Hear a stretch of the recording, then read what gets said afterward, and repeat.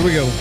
3, 2, 1. Boom! And welcome to the Big Honker Podcast, brought to you by Ducks Unlimited. Come out and see us the first weekend in August. We'll be at Ducks with Boss, and we'll also have a Big Honker Podcast Stanfield hunting booth here. Memphis, Tennessee. Yep.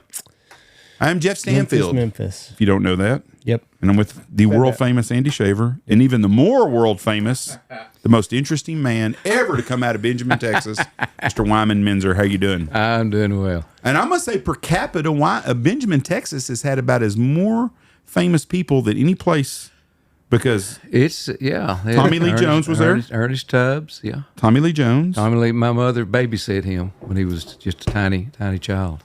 I saw a video yesterday of Robert Duvall. I don't know how old he is, but he has really aged since the last movie. I saw a picture of him this morning. I'm going, well, we had dinner with him and some other people a few years ago, and he's really aged since then. Really? Because I think the last movie that I saw of him was The Judge with Robert Downey Jr. It was a very good movie, but he didn't look as old as he does now. Yeah. Is he as retarded 90s? liberal as he seems to be in person?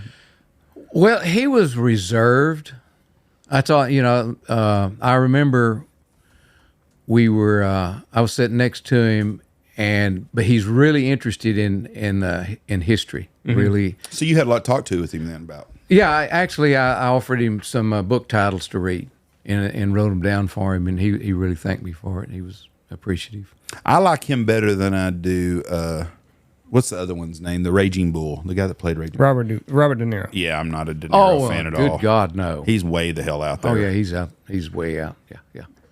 Yeah. Robert Duvall said he read Lonesome Dove in 10 days. He got the script or whatever, read Lonesome Dove in 10 days. It would take me 10 months to get through that big thing. I read it and saw it, and I'm telling you, I don't know how many times I've seen that show.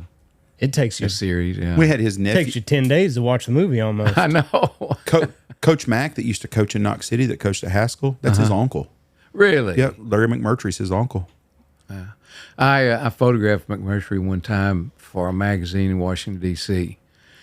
The editor, art director, something called me, and I think I was Texas Monthly told him to call me, and it was at Archer City. I had to go meet him in Archer City at his library there, and I walked in. I remember it was a cold, snowy day. It started to spit snow, and he was in the back, and he had just bought a book collection, and so I asked the lady there that was working, and she said, "Well, he'll be out in a little while." And I said, "I'm going to kind of snoop around." So I bought a book on Frank Hammer, and don't know where it is now, dang it. And then she said, "Well, go on in there. He's there." And I walked in, introduced myself, and he said, "Well, let's go shoot it right now." He said, "I'll just meet you down at the old picture show where they shot some of the movie." And so he just walked down there, and I drove down and shot a roll of film on him and thanked him. He said, "You're not going to put up strobe and stuff?" And I said, "No, don't need to." And he said, "Well, that's refreshing." and I turned around and went home, mail the roll of film to him. He's another one of those guys that you go from small town Texas, probably didn't fit in Archer City since it's a cowboy type place, and just real kind of beat to his own drum, goes off, is very successful, but never forgot where he came from. Yeah, right. And you don't see that a lot of times. No. Is it hard shooting people like that, or like shooting, famous people or whatever? Like, are they wanting it done a certain way, and then you see it as another way? They just, they just let you do what you do. Right. It's just like on nearly all of my photo shoots, the magazine. When I used to shoot for magazines, they just say, "Go shoot this," and they know your style, and they just expect it's going to be that way. Right. And so they expect you to know the things that they need, and you just go banging away. Lighting's the key to all of that, isn't it? Yep. Lighting's great. Lighting. I mean, if you don't like, we had some really good light on that ranch that I shot a couple of days, over the weekend, and I got some really, really nice stuff. Despite the wind, the wind sucked. Man, it was bad. It's been terrible. It's been terrible. Yeah. Last night it laid down for the first time. Yeah. In 4 or 5 days. Yeah. But it hadn't been just here either. I talked to some friends of mine in Michigan, and it was blowing 50 miles an hour. Yeah.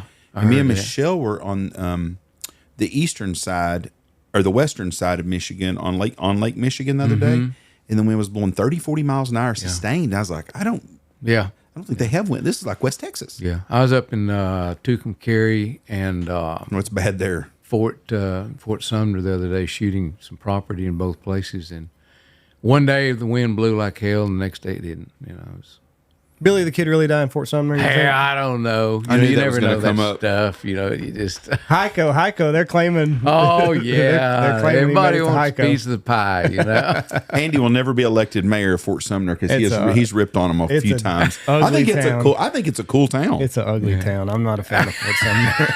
We go through there skiing to Angel Fire, and every time it's like, oh, get me. And the drive from Fort Sumner to Angel Fire is hideous. I would rather live in yeah. Fort Sumner than Tucumcari. Yeah, probably. I'm telling you right now on a heartbeat. Yeah. It wouldn't even be I agree. close.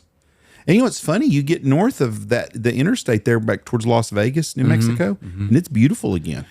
Yeah, I spent a month and a half in Las Vegas, 1975, and I despise that town.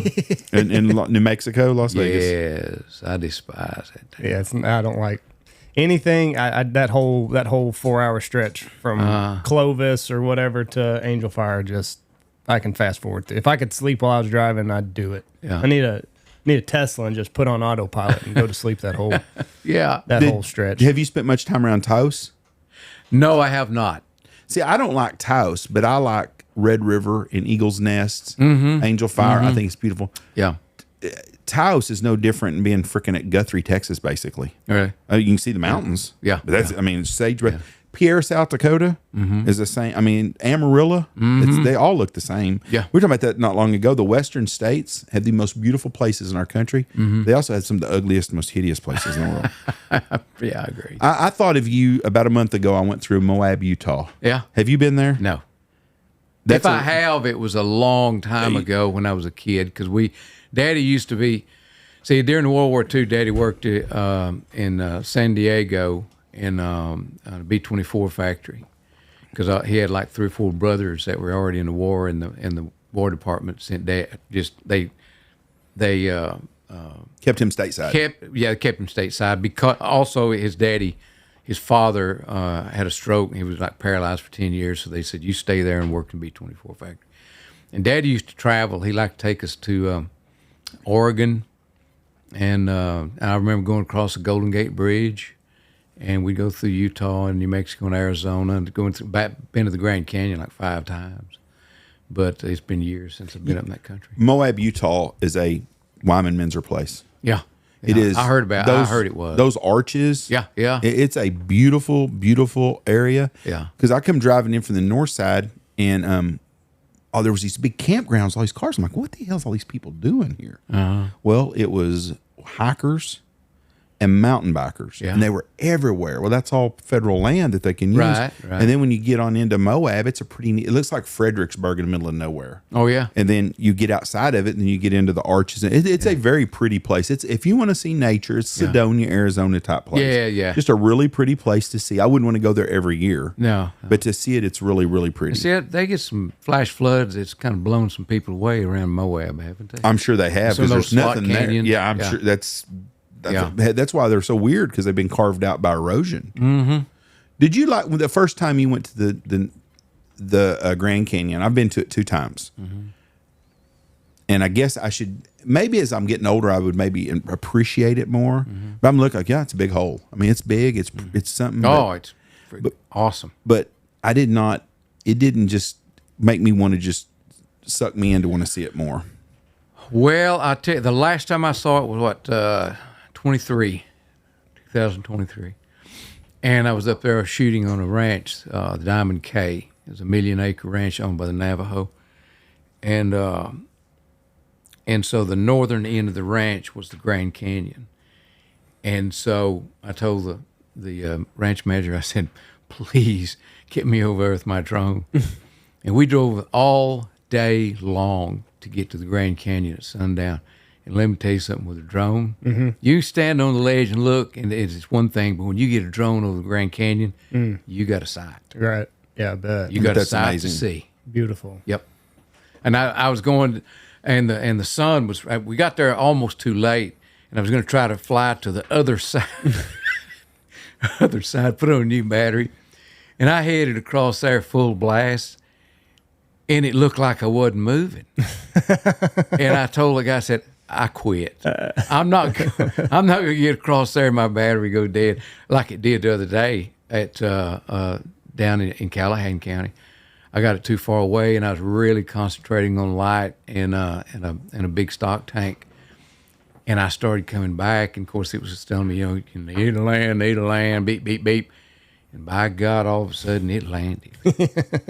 and I mean, we were like half a mile away. And I went, oh my God, how am I going to find it? Because it was brush, grass between my knees and hips, because there's no cattle. And I mean, I was like, all the photographs from the previous day, I was going to lose everything. And so Brian, he's pretty savvy with having to locate things. Anyway, I got on the map, and so I started pushing buttons on my controller, and all of a sudden there was the route. It was all lined out, and you saw the end of it, but we couldn't get Google Earth to show where it was. Google Earth wouldn't come up. Right. So he did something. He went on Google Earth himself, and somehow it showed that we were like 300 yards away from it. And his son and another fella, and he and I lined out, and by God, there it was. Now, all four props were screwed. Right. And I had to put new props on it. It had come down through some mesquites and clipped a limb, and just landed soft on that grass. Is that the first one you've crashed? No, I did one on the 60s one day, early one morning when I was, before it sold. I was following some cowboys before the sun came up. And they were loping on these big ranches, as they always do when they start out in the morning. If they lined out to work a pasture, they just get in a straight line, and they just lope until they get to the point where they disperse. The wagon boss says, okay, you go here, boom, boom, boom. And I was flying along at eye level with them, ran right into a mesquite tree. And he was just hanging there. He just looked like a monkey hanging there with his eye, blinking his eyes. And he was about 6 or 7 feet up in the tree. But that's it then. Yeah, it didn't hurt anything. Yeah. I'll tell you what's amazing, the drone footage of the guys in the Florida Keys and the fishing deals. They get up on them fish and stuff and go. Oh, yeah. And then you'll see one of them guys like, oh, shit, and they're trying to get it back to them, and they'll sink in the salt water. They're running. See, over the water, I get spooked. Now, was it last year, winter before last, a bunch of geese on the League Lake over there, and so I flew my drone out there to them. Of course, they can see it coming, and they go, whoa, okay, this is a big something that's making noise, and boy, here they take off. And they'll take off into the wind, but then they circle around, and they come right straight back at that drone. I mean, the whole flock.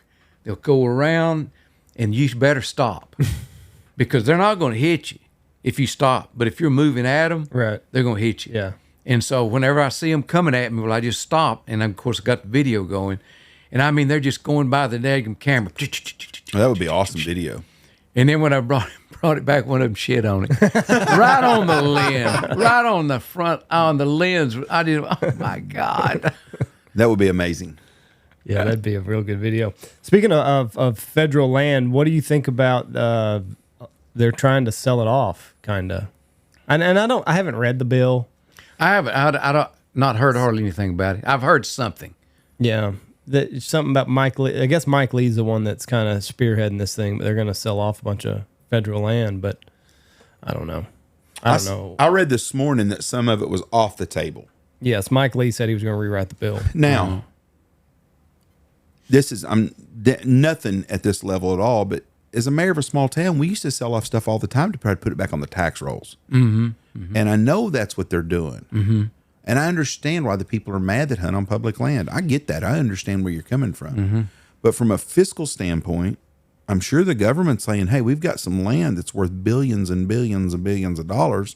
We're broke. Let's sell some of our land. Mm-hmm. But what happens is you're getting into, somebody like Ted Turner is going to go in, or the guy that bought the Sixes is going to go in, or the Wagner Ranch, and they're going to go in and they're going to spend $3 or $4 billion, some guys, and buy them a big ass ranch and right next to Yellowstone. Well, I don't blame the people for being pissed about that. Yeah. It's not like the average guy is going to go buy it. Right. No. But Exactly. I know that that's what it's about, is trying to put Get it back on the tax rolls. Yeah, get back on the Probably. tax Yeah. rolls. Yeah. Yep. And there's some land out there. The problem is the wasteland that we don't use anyways. Ain't nobody going to pay for it. Like the Right. Yeah, they're only million gonna buy acres outside of Las Vegas. Nobody wants to buy that crap. Yeah. It's it's an ashtray. Yeah.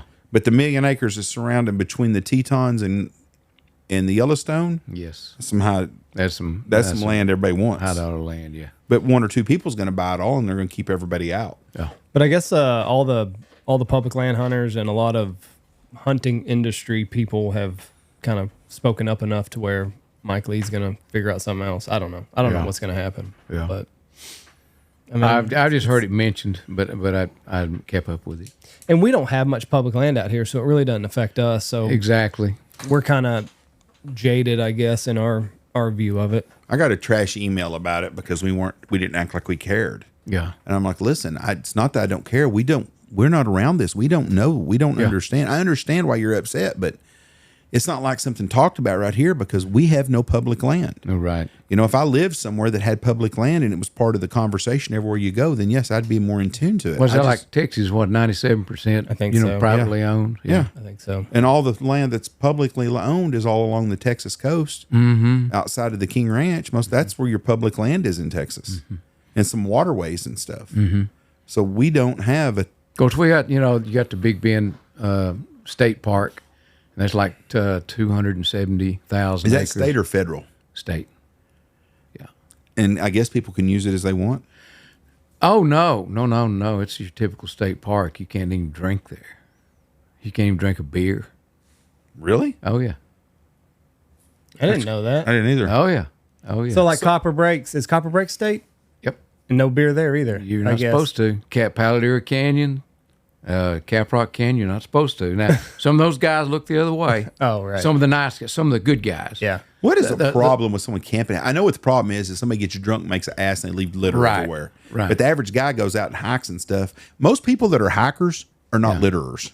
Right. Yep. I mean, that's why they hike. Yep. A guy told me he was going to Maine a couple years ago. He was here, and I was like, "Oh, we're going to be up there." And I said, "What? Is there a lot of cool stuff to do there?" He said, "Do you enjoy hiking?" I said, "Do I look like a hiker to you?" no, hiking is not my. Yeah, that's your forte. If something breaks down, I'll walk back to the house, but I'm not planning on just going for walks like that. Yeah. But most of the people that do that are not your litter bug types. Well, I had a superintendent at Paladera who's now retired tell me one time, he said, in my years in managing parks, he said, I have learned that when people come to a state park, said they leave their minds back at the house. They have their manners. They just go crazy. Like one day I was coming out of Paladera, and there, the river runs over a little low water passage area, and these kids were playing, and these daggum teenagers they were roaring down and splashing that water in their cars within feet of these little kids. I'm going, come on, guys, use a little common sense. Yeah. One of those little, a child could fall or just suddenly run out to get something, and you'll kill him. Mm-hmm. But that's the kind that ruin it for the rest of everybody. Yeah. Just a handful of those. Well, I'm not a big national parks guy because that's the serial capital killer of the world. Yeah. Yeah. Because you can fit in everywhere. You go, that's true. Cut somebody up in their tent, go down to your tent, pack your shit, and walk off. You'd look. Let the bears eat him. Yeah. So I'm not a big national park guy, but it seems to me a lot of the granola crunchers out there, I can't believe they can't have a beer. That blows my mind. But man, I can tell you, I've heard some horror stories on one particular ranch. I mean, state park in the Big Bend. This guy tries to catch them. Grown people, they'll be in the lodge, sitting there, before they go to bed, he'll come in through the back door and try to catch them like kids with a beer. Like having a beer. Yes. With a beer. Yes. That's stupid. Bullshit. It's so stupid. They're having a beer. They're not hurting nothing. No, they're grown anything. people. I mean, exactly. That's. It's not like they're snorting cocaine, right? or shooting up methamphetamines or having a damn Coors. Yeah. Well, I mean, it's just that's how they chose to relax. You know what I mean? Right. They go to the national park or state park and they take a hike, and then at the end of the day, they want a beer. Does that shock you that you can't have a beer there? Yeah, it does. Me too. So I've never been to Big Bend. I've been all over the United States. I've been all over Texas, and that's the only part of Texas I've never been to is that area. And I've wanted to go to Terralingua. I've always wanted to go. You know, Terlingua, I've been through there. Just kind of like a bunch of misfits live there or something. Like and Alaska. I don't even stop. Oh, you don't? No, I don't even stop. Is it like Alaska of Texas? Because that's what Alaska is. Alaska is either people that are really into nature that want to be there, or people that have ran as far as they can run, and then, that's what that's it. They hit the border. they build them a throw-to house, and that's the end of it. So Terralingua is that way. I mean, not everybody, but there's a lot of rough houses there. In Terralingua. Yeah. What about like in Alpine and Marfa? Alpine is Fort more Davis? of a yuppie kind of a town. You know, it's a college town, but then again, you have a lot of the more liberal mindset there. For sure, Marathon. I mean, not Marathon, but Marfa. Marfa. My word, Marfa. Woo!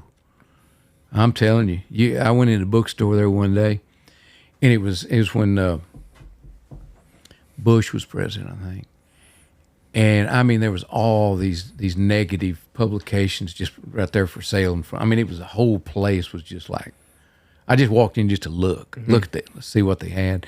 They were having some kind of a film festival there. Oh, it reeked. I mean, it reeked of just. They had these producers or whomever, and they were in these what are these Chinese? They pull those little old carts. Oh, rickshaws. And they were going down the street, sitting there with these guys running down the street. You know, and I'm going, man, I bet these old timers from years ago, right now, if they saw this, they'd turn over in their graves. So Marfa has rickshaws? Oh, yeah. No, I've never been there. Like I said, I've that little part of the world. And it's a cool town. I mean, it's a cool looking town. So they got, mountains off in the distance. And Fort Davis I like Fort Davis. Did you go to the observatory? Mm-hmm. I flew over it when we went to Puerto Vallarta last time, and I could see it when we was on the flight over it. That's what it was. Mm-hmm. Yeah. It's a big observatory. Yeah. I was up there one time, and after a big snow, it was about a 6-inch snow, and a friend of mine called who worked for the Nature Conservancy who lived up there, and he said, well, if you want to get some snow, it's snowing right now in Fort Davis, and it looks like it's going to snow a lot. I just left Benjamin at 2 o'clock in the afternoon and got up there, and I knew a guy and his wife who had come to one of my workshops, photo workshops, and he was an astronomer or something. He was some kind of a scientist, really sharp guy. And so I spent the night with he and his wife. The next morning I got up and I went over the mountain to photograph, got up on top of the mountain. I mean, up to the top where you could see the big peaks and everything. Not another car track. I was the only man on the mountain. Wow. That's I cool. shot. That would be awesome. I was there where you turn off. I forgot what highway it is, 116 or something like that. That turns back toward the south. You can either go straight and go off the mountain, or you can turn and go left. And there's a big peak there. I forgot what they call it now. But I remember I set up my camera, and the sun just came up, and it looked like strawberry ice cream. Oh, just wow. the top of that mountain was strawberry ice cream. Cool place. Gorgeous. Is it? Do they have pine trees and stuff there? Is it like your Yep. Rio Dosa? Yep. Is that what it looks Yeah, like? you got to get up in the mountains there a little bit, but yeah, there's pines up there. Yeah, a lot of desert plants, but also you got your mountainous plants. I've got to make that little trip one time. Yeah, There's a couple of places in the U.S. I'd like to see. I need to see that place. I've never been to Key West, and I have no idea because I've wanted to go, and we go all over the place. I've never been to Key West, and I've never been to Nantucket. And I that's a have no place interest in going up there. I was in Florida one time in August, and I was shooting bass fishing photographs. And where was it we flew to? Flew from Dallas, Abilene, Dallas to Tampa. And this guy picked me up, and he and his wife lived in this gated community, and he was a big bass fisherman. And so he was fishing on this private lake that was an old gravel pit or an old rock quarry. So like right off the bank was like 40 feet deep. beautiful, gorgeous water, but it was in August. Little humid. Humid, you can't even define. And the one of the nights that we were there, they were having a party, and it was a toga party. And so they had a disc jockey there, and he was playing some old 60s rock, And everybody had a toga except not me. And so I just sat there and ate seafood and got drunk. I mean, we're talking bad drunk. Got up the next morning before daylight, or before sunrise, and we took off in his Jeep. And we were going down the highway headed to this lake. I said, pull over, man. And I mean, traffic was just solid. And I was in the ditch puking. It was horrible. And it like 90% humidity and 95 degrees. Oh, it was horrible. Long day of work. I bet in Key West is probably like being in any tropical place. I mean, you're gonna have a breeze off the ocean at least. Yeah. But Nantucket, I want to go to the Whaling Museum. Oh, I yeah. want to see the old way they whaled. Yeah. That part really interests me. I love the Northeast. I don't care for the politics. Yeah. But it's such a beautiful place. place. I bet it is beautiful. It's absolutely beautiful. And every house, what's crazy is when you get up to like Maine and stuff, them houses all have American flags on them and stuff. So I don't know where their politics comes from. Yeah. But it is a beautiful, I like history. Well, there got to be pockets of them.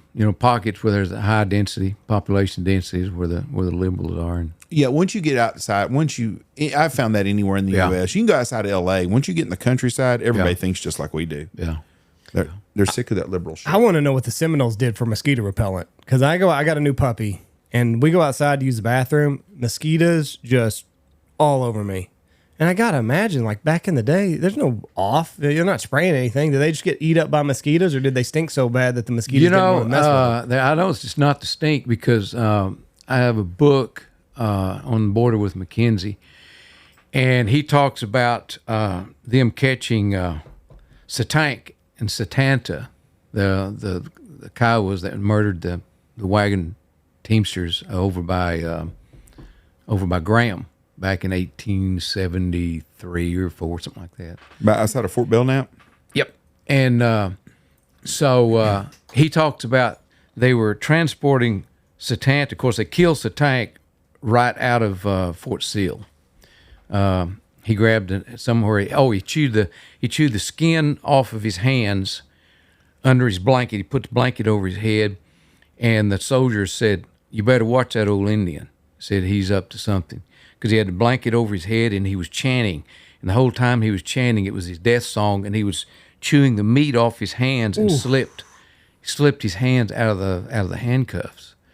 And then he threw the blanket off and gave a war cry. And of course, the two guys driving with the mule skinner or whatever, they just bailed off and left their Spencers, and he grabbed one and was trying to lever it, and it got hung up, and then Sergeant Charlton killed him. And so they just threw him out on the side of the road and left him and went on with Satanta. And Satank was Satanta's father, I think. And so he talked about the mosquitoes at night were so terrible. Oh. And he even felt sorry for Satanta. And he had a couple of the soldiers to get tree limbs and brush that Indian at night because he was tied up. And he said the mosquitoes were just eating him alive. They're terrible. They're terrible. But did we have malaria? Like you got to worry about malaria. Don't think back to them days. Not here. I think the West Nile disease here. Yeah, oh, it was. What's the book about the guys in Russia? That's the horrible prison they have. The Gulag Archipelago. Okay, I read a book, and I cannot remember the name of the book, but there's a movie that talks about that, and it shows some people that escape from there, and they're going to walk, and they walk across Mongolia and all to get to where they could get help, and the mosquitoes were eating them bad. Now, this is a movie, but movies a lot of times parallel reality on some stuff, and it showed these people are just eating and they're fighting these mosquitoes are terrible, and there's a there's a family working in the rice paddies, and there's no mosquitoes bothering them, and they're like, I got to figure out what's going on. This guy's like, no, you can't, they're hiding. And they run up, and they've got these garlic type beads around them, some kind of beads, and they put them over them. I heard garlic, yeah, and the mosquitoes wouldn't bother them. Now, those people stunk, but they were but they were mosquito free. I'm going to tell you, when I was in Yukon in '87 in July, I have never in my life seen mosquitoes like that. I mean, the dogs' faces when we were climbing the mountain to go up. I was photographing a stone sheep hunt, and the dogs they looked like they had glasses on, and their faces were black with mosquitoes. Oh, and I felt sorry for them, so I took back then you could get 100% D. Yes. And I would wipe it on the dogs' faces to keep the mosquitoes off the 2 pack dogs, and we would put 100% DEET on, and in 30 minutes have to put it on again. See, I've been up north a bunch in Alaska, and I've never encountered that. The only thing I ever encountered in one time was flies, black flies. Go up there in July. I don't like mosquitoes. But everywhere I go up north, everybody's like, "Oh, the flies are bad. The flies are bad." And I've never experienced the times we've been up north. Have you noticed the flies bad or mosquitoes? There's a couple times, but nothing like this. Though. I think I've always heard like there's a certain blood type that mosquitoes are attracted to more. I must have that blood type because me and my wife can be having coffee on the back porch in the morning, and I'll get ate up, and she won't have anything on her. So they're attracted to me, and even the dog. I'm like, hurry up and take a shit because I'm getting ate up by. Are they not bothering you? And he's just running around picking up a stick, and I'm like, let's get this going. Yeah, let's go. So did you do the old? I fished up in the Boundary Waters years ago. Yeah. We had the old fishing net, or the nets, the face nets. Oh, yeah, yeah. You ever been around one of them? No. Let me tell you, those are lifesavers because the worst things is your eyes, your ears, and your nose. Yeah. And it keeps all of them off. Well, at night, we would have, once we get in the tent and zip it up, there would always be 3 or 4 mosquitoes in there, and we'd have those mosquito coils, and we'd light them, and you'd hear them, then all of a sudden they'd spin in. You know, it'd be the end of it. It is the end of it. But outside, you'd be laying there at night, and it was just a literal roar of mosquitoes trying to get in the tent. It was horrible. We'd be. I remember one camp, we'd climb the mountain. It took us 16 hours to backpack up that mountain, and we got up on top, and I thought, surely to God, there's no mosquitoes up here. And I guess they had oxygen or something. They were there. And then we had to hike down the mountain because the dogs couldn't go over a rocky pass. And one of them slipped off into a glacier, and we had to go down, or one of the guys had to go down and get him. And so we descended like 1,000 feet down a rock slide, and then we climbed back up. And their next camp, the mosquitoes were so bad, and we were almost above treetop. I mean, where there was any firewood, and so we found some green wood and built a fire, and we would take turns standing over the fire, just straddling the fire to keep the dadgum mosquitoes off of us. That does not sound like fun. No, it was awful. Now, where was this at? In the Yukon? In the Yukon. Yeah. Was you worried about bears when you were there too? There were lots of grizzly. Oof. Coming off the mountain. We were up there on top of the mountain 9 days, and I got the story. I shot the stories for Sports and Film magazine. And it was called, I can't even remember the title of it, and that's been so long ago. In Search of the, no, that was for outdoor photographer, In Search of the Bighorn. This was, I don't remember. But anyway, we were coming down the mountain, and it took us 9 hours to get off the mountain. And I wanted off that mountain. 9 days. I wanted off. I was 36 years old, and I've never been that was the best shape I've ever been in my life. Yeah. And so I said, okay, God, I didn't think they were going fast enough. I said, I'll take the lead. So we started going down, and I started noticing all these dead trees being torn up and looked like hog wallows. And I said, what's the deal here? They said, that's grizzlies. I said, well, give me that 338 then. And he handed it to me, and he said, you just remember, if you shoot one, it's going to cost you $10,000. I said, well, here's a rifle. Get in front, and let's get off this mountain. Pick the pace up. Yeah. I'm ready to go home. Now, if you shoot one that's coming at you, that's legal. It is, but I didn't have it. Yeah, right. It is, yeah, but you got to prove. Those guys were scared. Up on top of the mountain, I mean, it's like they'd always talk about the game cops catching us doing something. Like I wanted to kill a couple of ptarmigan. I was sick of eating his freeze-dried dinners. For like 6 days, I'd lived on freeze-dried dinner before they killed a ram. And I was just like, I got to have some meat. And we come up on a bunch of those ptarmigans. They were kind of stupid bird.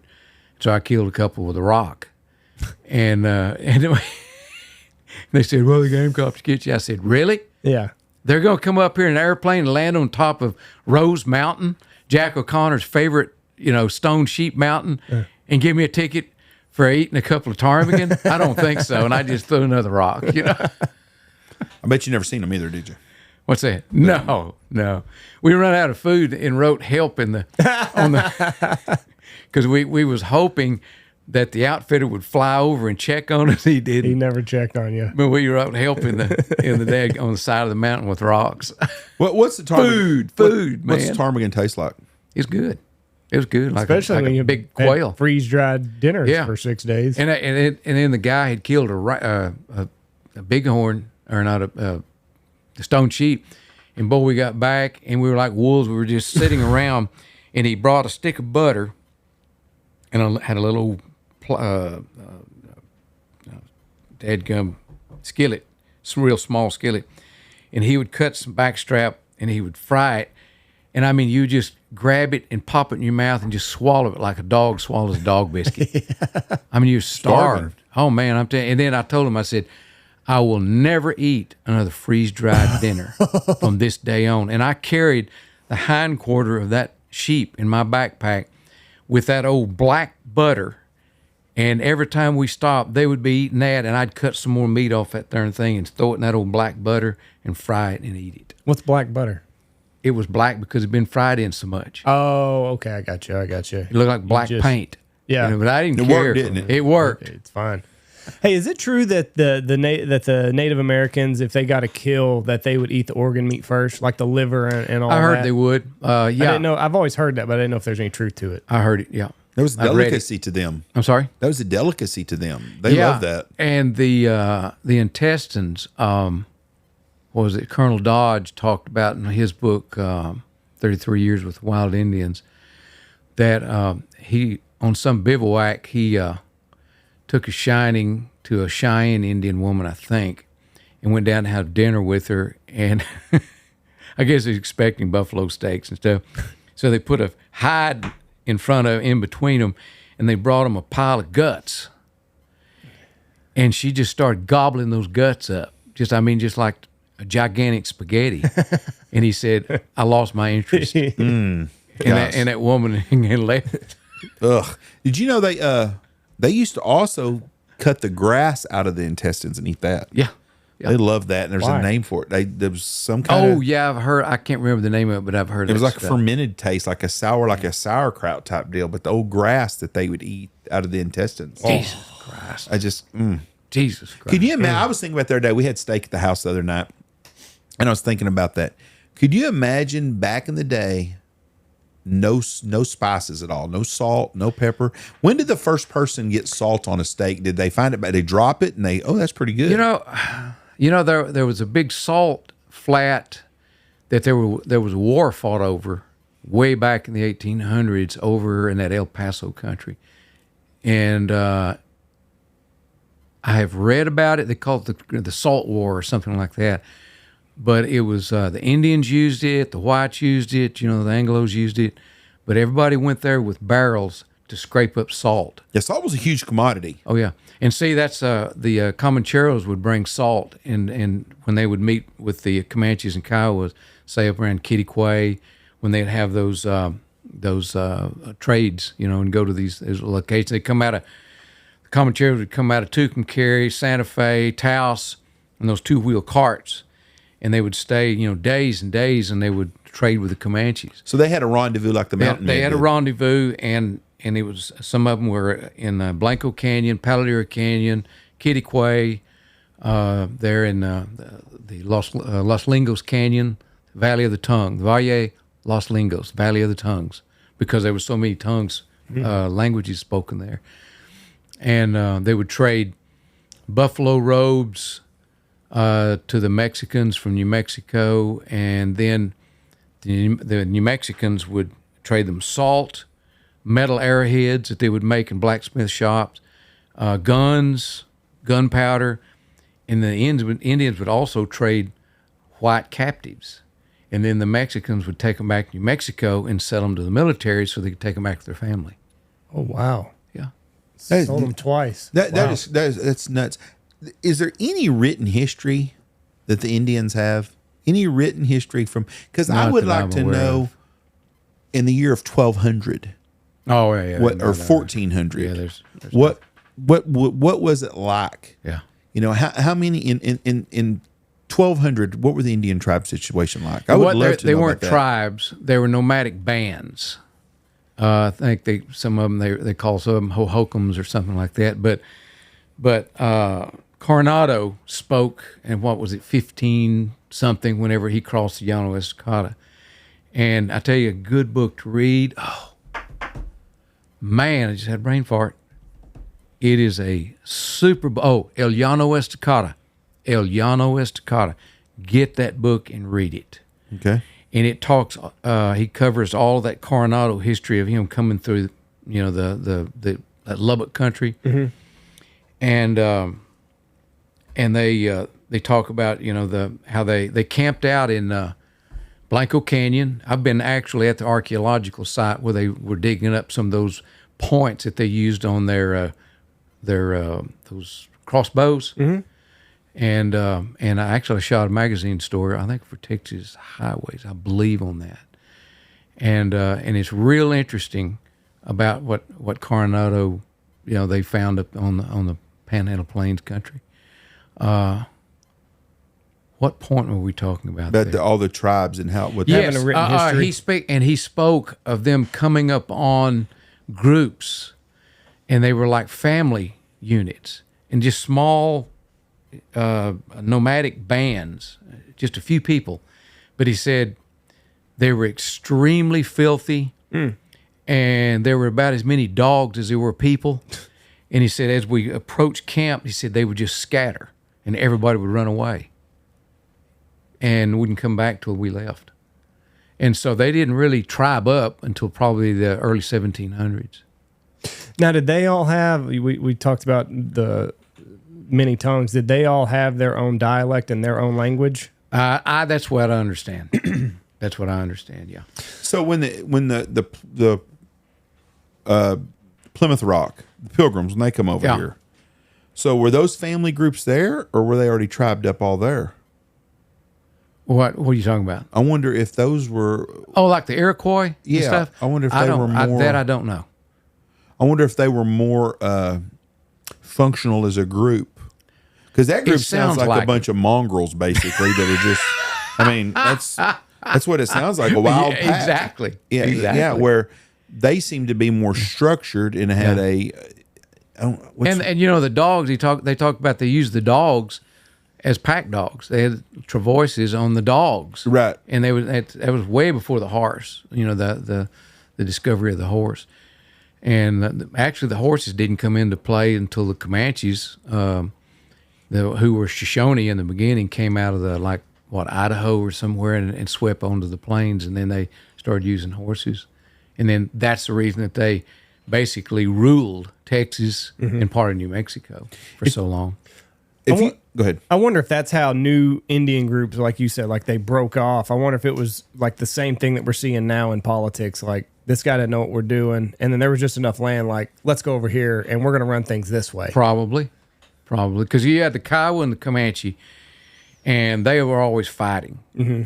And the history that I've read, there is some rock art in the Oklahoma Panhandle, in the what they call it, Black Canyon or something like that, that suggests that this rock art suggests it's almost like a newspaper, that it was in a period of time whenever they decided to come together to fight the Anglos. So it was time to group up and do some fighting. This ain't in the grasslands. This is actually in the Black. I think they call it Black Canyon or something like that. Well, there's the Black Kettle grasslands, but that's more Cimarron, maybe the Cimarron. Okay, you're river country. So you are in the actual like Guyman, Oklahoma, that area right there, north of Canadian. That area up there. Guyman, I think, is more of a kind of a rolling sandy country, isn't it? Yeah, that's why I'm just curious. That's what I was This curious. is way over toward Colorado, like by Clayton, New Mexico, and back that probably way. Tex so. line, that area. But it's. I think the Cimarron River runs down through there, and that's the canyon there. I believe they call it Black Canyon. Mm-hmm. I think now. There's that one peak that sits right there at Tex line or something that you can see that's by itself right there. That's Yeah, an that interesting volcanic, country. volcanic peak. Back to the east of that. Right when you come into Texline or Clayton, there's like I was up there the other day. a mesa or Black Mesa. Oh, it's Black Mesa. That's what Black it's called. Mesa. Yep. Black Mesa. Yep. Yes. That's what it's called. Yes. That's the highest point in Oklahoma too. Yeah. Okay. I think it's like 4,900 feet or something. I'll be darned. It's pretty good size. But I think it's But that's where the elevation. That's where that's at. where that Black rock Mesa. art, Black Mesa. Yeah. Okay, that part fits real well. That volcanic area outside of Taos is interesting. Yeah. Yeah, that volcanoes really interest me. I remember when I was at Tech, having taken bioecology, and we did a field trip in New Mexico, and where Socorro's where that volcanic stretch is. Yes. It was one of those oozing volcanoes. I'm not a volcanist. So it didn't Volcano. blow up. It just oozed It out just there. oozed out. I didn't know that. And I know our professor sent us out and said, y'all go and see what you can see. You know, and we just kind of ambled out there. And Do you remember in the 70s everybody bought volcanic rock for their yards? Do you remember that? yeah, And I'm assuming it all came from them places, or probably so. I can't yeah. imagine them ship it over here from Hawaii. Yeah, What'd they put in their yards for? Yeah, it was just Decoration? landscaping just rock. landscaping. But, yeah. but you used to be able to buy volcanic rock. They don't sell it no more. Yeah. But when you get up around that area, like outside of Raton, New Mexico, there's volcanic rock everywhere. Because we just bought a new house to fix up, and I think it's got volcanic rock like in the flower bed. From the 70s. Yeah. Oh, yeah, I guarantee it's from the 70s. Yeah. Willard Skiles was not working on his yard in 1990s or 2000s. That was definitely 70s, 60s, 70s, and 80s, being a newlywed. Yeah. Not a newlywed. Well, but being married to still where you care if your wife's on your butt about something. The honeydew list was a lot more prominent for him back then. When he got older, he didn't care. So help me fill in some dots. So today is Custer's last stand. It is the anniversary of it. What happened? What went wrong for Custer? He just didn't pay attention. He didn't have a good scout. Arrogance. Oh, arrogance was what it was. Arrogance. Didn't think they'd do nothing to him. Yeah, well, you know, he was arrogant. I mean, he was one of those guys that's just, you know, he had aspirations to be president someday. Oh, And he thought that this was going to be his big chance to really shine as a military strategist and go in and kick somebody's butt, and it didn't work. no. And I guess I didn't realize this, but like the accounts of what actually happened in that battle, nobody knows because everybody died. Everybody's gone. There's no way to tell a story. Have y'all been there at that site? I Jeff have. has. And I was not, it was very underwhelming to me. I don't know what I was expecting. We just talked about this the other day because I'm like, how the hell could you not see him over there? Well, you know, of course, that's, you know, that spot is a high spot Yes. where they were massacred. Right. But I think where they approached from, they couldn't see up and down the Rosebud, and they didn't realize until they hit the river what they'd gotten into. It's just crazy with the interstate sitting right there because I've drove by that before and didn't stop. Yeah. And me and Michelle were there, and we like stuff like that, Yeah. so we stopped to it. But I'm thinking, you know, usually Michelle makes a comment like we were at what's the hotel, the Minger in San Antonio. I think so. And Minger. we were in there having a drink one night, and she's like, "It's just hard to believe the Alamo's just 3 blocks away." She goes, "You think people were sitting here during the drinks when they were fighting?" I go, "Huh?" She goes, "Do you think when this fighting was going on, they could hear it from here?" I'm like, Michelle, Knox City education. Knox City please. education. I go, the Minger was not here then. Nor It was was. just a prairie, Yeah. basically. It was a prairie. People on the Riverwalk couldn't hear it either, Michelle. right, I so, you know, I kept waiting for her to say something like, well, do you think the people over on the interstate can see this going on over here? But she didn't say that. But it just was underwhelming compared to. To me, I don't know, being a historian, I do recall, I've been there twice, and I recall that everybody, all the tourists, everything was very quiet. Oh, it is very somber, Very somber. They were just kind of like taking it in. very respectful. Very respectful. And then you'd look way in the distance, you'd see the cross or whatever over there where some guy tried to make a break for it, and they'd kill him over there. And go way down the canyon, you'd see another little cross down there. And it just must have been rough. But I blame Custer. Yeah, I'm not an Indian sympathizer, but I'm more and more as I get older, I become more sympathetic towards them. Yeah. Because Yeah. I understand we conquer and we take over stuff. That's the way of the world back the way then. the world is. But we also done a lot of horrible things to them, and we lied. did. And we and you know, like we give them the Black Hills, and then we find gold. So no, we don't want to send you there. And so we that send was you Custer. here. And now Oklahoma's going to be dealing with this thing in the future. Now we're getting unwoke as a country, so it might not happen. But in that charter they signed with Little Bear, or whatever the actual head Indian was at that time, said, we give you the land of Oklahoma, and you're everything from the stars to the water in the bottom of the lakes belongs to you. Well, they're taking it as all the oil in the state of Oklahoma should belong to the Indians. So that's going to be a big battle if it ever. And now with the woke stuff, but I also am in a mindset that it's time to cut people off.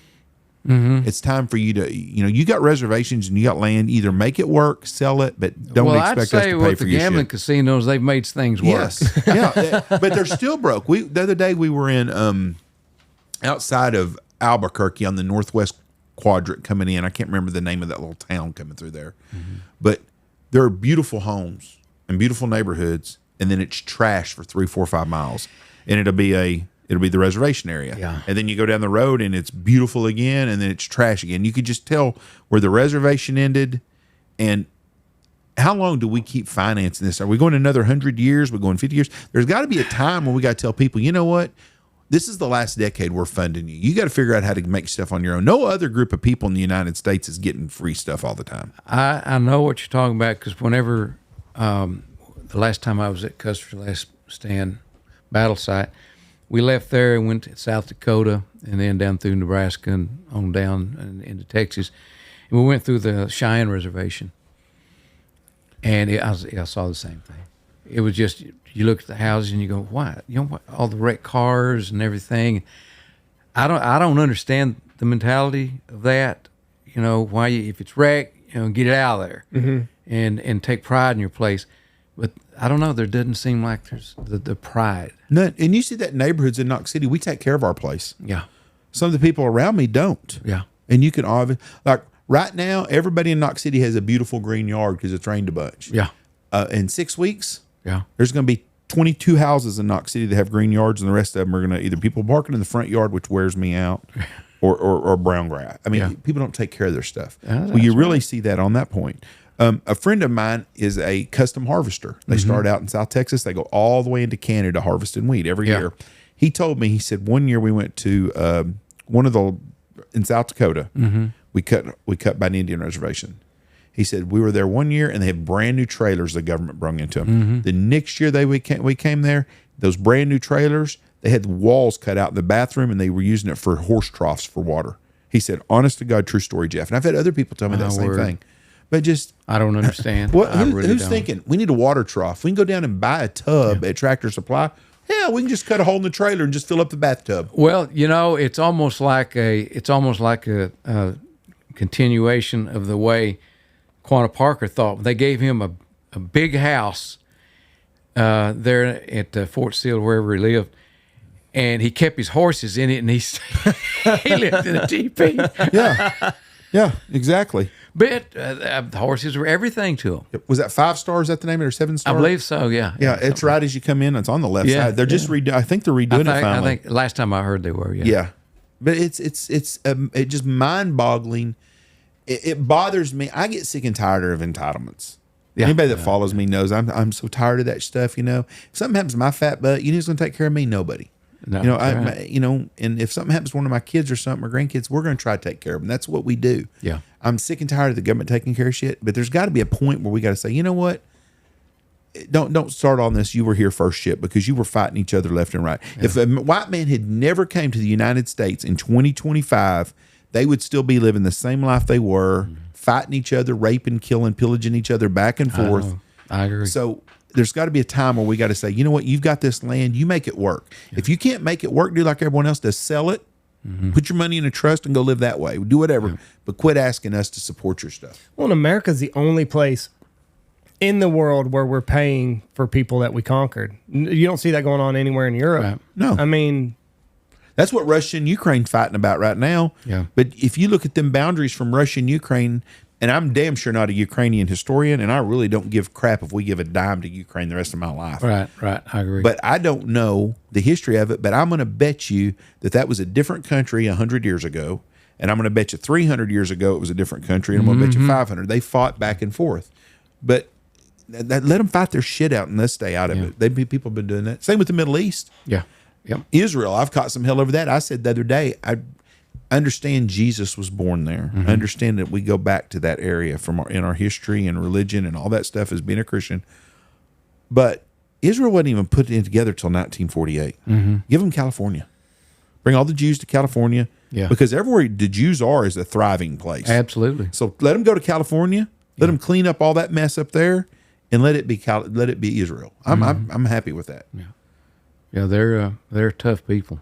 Oh, they're an amazing. I mean that Mossad or whatever it is. Woo! If they ever zero in on you, you may as well just go ahead and just go dig a hole and get ready because they're gonna put you in it. Was it the '72 Munich Olympics where that guy? I watched that show again the other night for about the 4th time. Which one? The Munich. They kidnapped a bunch of Israeli athletes And then killed them. Yep, and then they sent in the IDF, Israeli Defense Force, their special forces. Mossad. They were the Mossad, but they were not recognized. They said, once this is over, we don't know you. You're not going to get any subsidy and no government. You're just going to get a paycheck. And I think they said, I watched it just the other night. Their wives were going to get $1,000 a month while they were on the hunt, and that show is absolutely fascinating. There's another really good show. I watched it on an airplane. It's called September 5th. So NBC had the coverage of the Olympics, I believe, and I think it was NBC. But Is this anyway, the Munich Olympics? Yes, it was of the Munich Olympics. But this film is shot through the viewpoint of the people that are in the news station of how are we going to show this in a respectful manner, because it was a live feed back to America, and they're like, we can't show anybody getting shot on live television. And like how NBC fought, like they were trading news spots from CBS and ABC to make sure that it was all NBC's footage. But it was a really, really good show, and I watched it on an airplane coming back from somewhere. But the German police went in the news station and said, you're going to cut everything right now. And the superintendent or whoever that was running things over there, he told them, get the hell out of here. This is news and we're covering it. Well, I think it was Peter Jennings. Peter Jennings was a reporter at the time, and like he's trying to like sneak in and get like he's trying to report back to the news station as to what is happening live. And at one point they said that everybody was safe. It came over the NBC news waves, and they were all telling them, do not air that everybody is safe. It's not confirmed yet. And NBC says, we gotta get in front of this before everybody else does. So NBC reported it, and it turned out they were not all safe. So then they had to go back. That was Peter Jennings' big break, I guess. They from what I had a guy up here telling me one time whose dad was either in on the raid or whatever it was, and said the key to that whole thing is that that you had to speak Hebrew, because that's what the Israelis speak. The Jewish people are Hebrew, and they said hit the floor in Hebrew, and if you were a little tardy on your Hebrew, you caught a bullet, and then but those Jews all hit the floor when those guys come through the windows or doors or whatever they did, and they hollered in Hebrew, hit the floor, hit the floor, hit the floor. And the other people didn't know what they were saying, and they just strafed and killed, because I think they wiped out all. I thought they killed him at the airport, or is that not true? No, they killed him at the airport. Wherever it happened at, though, the guys did it. I guess, did they have hostages with them when they were coming in? They killed some at in the building, in the grounds, on the grounds, and then they got some in like an aircraft. And at least this is what the show indicated. And then when they realized that they weren't going to be flown out, they strafed them. But that's what they did. Hollered in Hebrew, hit the floor, and the people that were Jewish all hit the floor, and they killed those guys. I don't know if that was 3 people getting shot or 10 people. I don't have a clue, but he told me that story. Yeah. But we grew up, and you're older than me, but so you really knew this back in the days of the hijacking of airplanes. It was freaking once a week. I remember. We're going to fly to Cuba. Very well. I wonder how many actual hijackers ever accomplished their feat, because I don't know of very many that ever did. I know that there was an American Airlines plane stolen in somewhere in South America, and they've never found the plane. Oh, really? No, I'm not aware. 2 guys saw a 737 or 707 or something on the tarmac and went over, and they figured out how to hotwire it and took off in it. That'd be a chore. Yeah, and that was before the days of having the transponders and Yeah. trackers and all that shit, but just took off and left with it. Oh, and that was another part of it because I'm looking at it was ABC, not NBC. But the hijackers or the terrorists, they were watching ABC, so they were hearing the news as it was going on. So they kind of knew because they had a live feed and they could see like when people were about to come in the door, and they started kind of feeling guilty, like shit, like they're watching us, watching them, and they are making every one of their moves according to what they're seeing on TV. That's a scary looking dude. Yeah, it is. I mean, he came to the balcony or whatever. Oh, he had dark eyes and a no soul. In this right here, he's trying to figure out where the camera is. If you watch this September 5th on the Munich thing, but he's he knows where the balcony is, and he looks, and you can see him panning, and he's trying to find out where the camera is, and then he zeroes in on it, and he sees it, and he knows where they're camped out at. It's a good show. I watched the Netflix. September 5th. There's a series out on Amazon Prime it's your genre. Duster. It's set around 1972. It's a guy he runs money and stuff for the mob, the Mexican mob, and now they've gotten Howard Hughes involved with it and stuff, and they're doing some stuff for the government. But he drives an old Plymouth Duster from 72. Oh, really? And so it's that time frame, and I love that time frame of movies. Yeah, I do It's the greatest time in America. So everything's set back around 1972 or 73, but it's called Duster. And then one of my favorite series just come out right now, The Gilded Age. Have you seen that? I've heard of it, but I'm not seeing it. Have you watched Downton Abbey? No. That's the English. It's in England. Well, this here is basically, I think the story is based loosely on the Commodore Vanderbilt.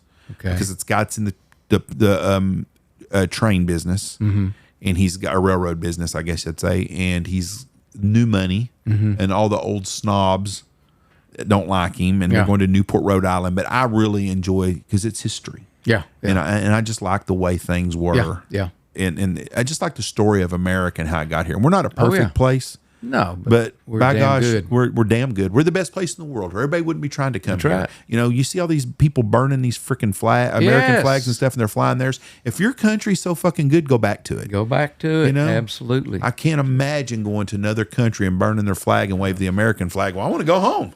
We're going to be at politics for a second. I was against us getting involved, and I'm against us being involved now. But in Iran, I'm against the Ukraine deal completely. Don't want to give them a dime. It's funny, the people on the one side that wants us to give all this money to Iran, Ukraine wants us to stay out of this, Israel and Iran.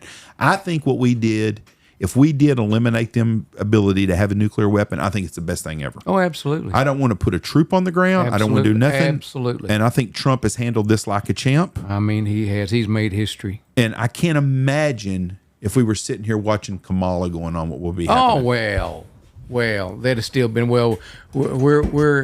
have ongoing, dialogue with the mullahs, and we're going to get this set. Well, but my God, they'd have made a biggest fool out of her, bigger than she already is. Could you imagine if she would have got elected, who'd be running the country? Because we're knowing for sure that Biden was not running the country. Oh, no. The auto pen. And now they've come up, and the scapegoat is going to be the lady that was his secretary. She was the one in charge of the So we're letting a lady, don't know nothing about her at all. She might have a degree from Cambridge, a master's, a PhD in astrophysics, and she may be just someone that come out of the typing pool. I don't know.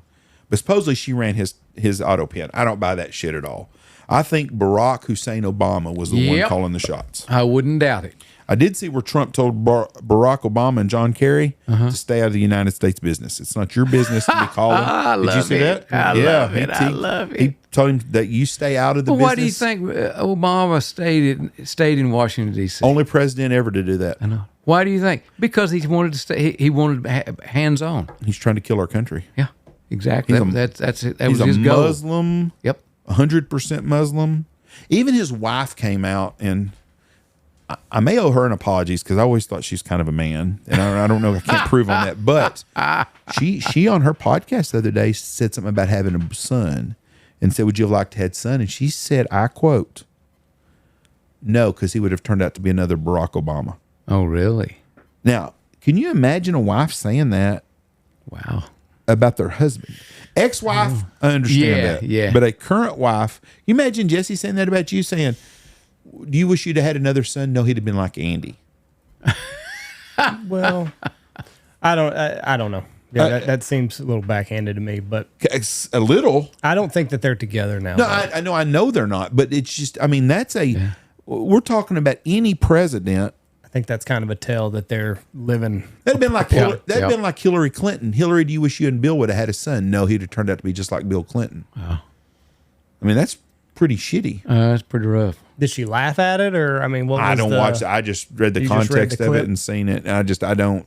But she's made a lot of comments about him lately. So yeah, they're definitely on the outs. On that. I don't pay much attention to it, but on the news I hear that she's. But what do you think about what we did in Iran? Oh, I think it's great. I think that Trump showed that he is, a true leader of the greatest nation in the world, and he was very methodical, and he didn't want to take civilian lives. He went in and targeted just those locations. The Israelis now they went in and they had they killed people. Yeah. Didn't mean to, but they killed probably a lot of civilians. But Trump sent our guys in, knock ABCD out, and then get your butts home. That was very professional and showed what a great leader he is. It's funny when you see the Democratic politicians up there. An unjustified move, warmonger, this and that. Bullshit on that deal. We could have had more conference with them, and they were making a fool out of us. Yeah.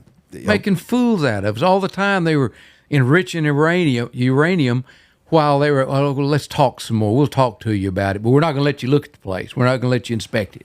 Well, that right there says it all. Yeah, we let them kick the can down the road too many times. We finally got a true leader, so I was glad to see it. It's just so funny when I want someone to ask, like Hakeem Jeffries, unconstitutional, impeachable offense. Where was you at when Obama did that, or Biden? I didn't see you say anything then, because if it's a rule, it should be a rule for everyone. Like Bernie Sanders was on Joe Rogan, and he was talking about it's bull crap that Elon Musk spent $270 million of his own money to elect Trump as president. And Joe Rogan said, he goes, well, Kamala spent $1.5 billion in 2 months. And Bernie Sanders said, yeah, it's absolutely ridiculous they spend that kind of money. And he said, there's billionaires on both sides are funding it.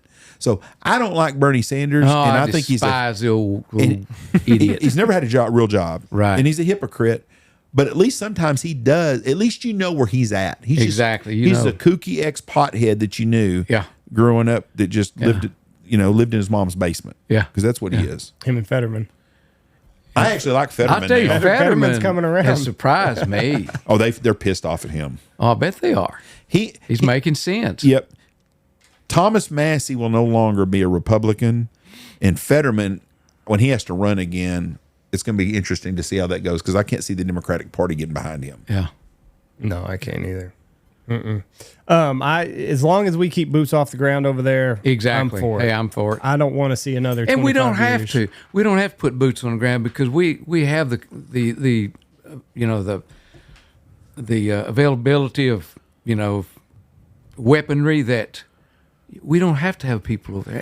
And if they can from 50,000 feet, or those B-2s where they can fly up to 50,000 feet, if they can drop a 30,000 pound payload down a hole, down an air hole, hey, we don't need to put boots on the ground. No, we got the technology. You know what's scary about Iran is they've got the world's third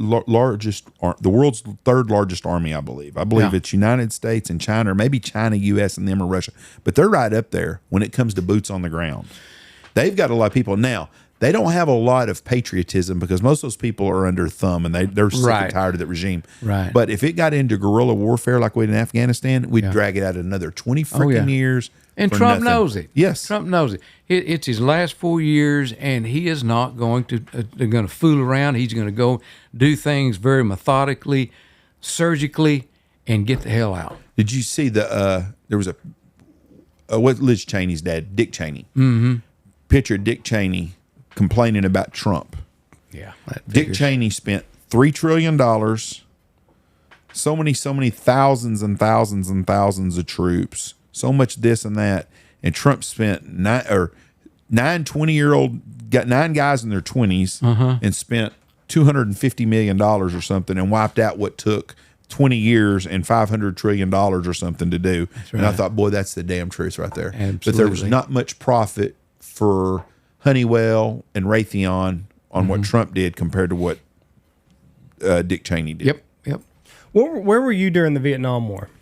I was in college. You were in college? High school and college. I started to take in '69, and I still remember that being in my dorm room whenever they drew the numbers that night. I was sitting in Gaston Hall, room 232, listening to the radio, and November 4th came up as number 267. And I went, maybe I won't have to go. But I heard guys down the hall went, "Oh my God, I'm number 5," and they were gone. So what? And tell us about the number draw, how that exactly worked, because that was before my time. I was number 267. You were 267. Yeah. So they pulled up to like under 200. They pulled that. They went up that high for pull for the military. How many people were constituted for each number? I do not know. So you had a number of 267, and they said we're going to come on the radio or TV, and we're going to say we're going to take if you're up to 165. I remember it seemed like that number was a magic number that I remember. I remember someone saying, well, if you're above like 165, they're probably not going to take you. Mm-hmm. So 165 and under, no matter what, if your name was drawn, you're probably going to get your birthday. And if that was 250,000 people or whatever it was. Well, they had put, I'm not sure. All I remember was that I felt relieved that I wasn't going to have to go to Vietnam. Mm-hmm. Because, I wasn't in tech to get away from Vietnam. I was in tech for a reason. And I just remember that if you were, from 1 to 10, you were gone. Yeah. And then if they needed you, they'd go above that. And they needed more, you'd go above that, which they did. And I think they went up into the 160s or something like that.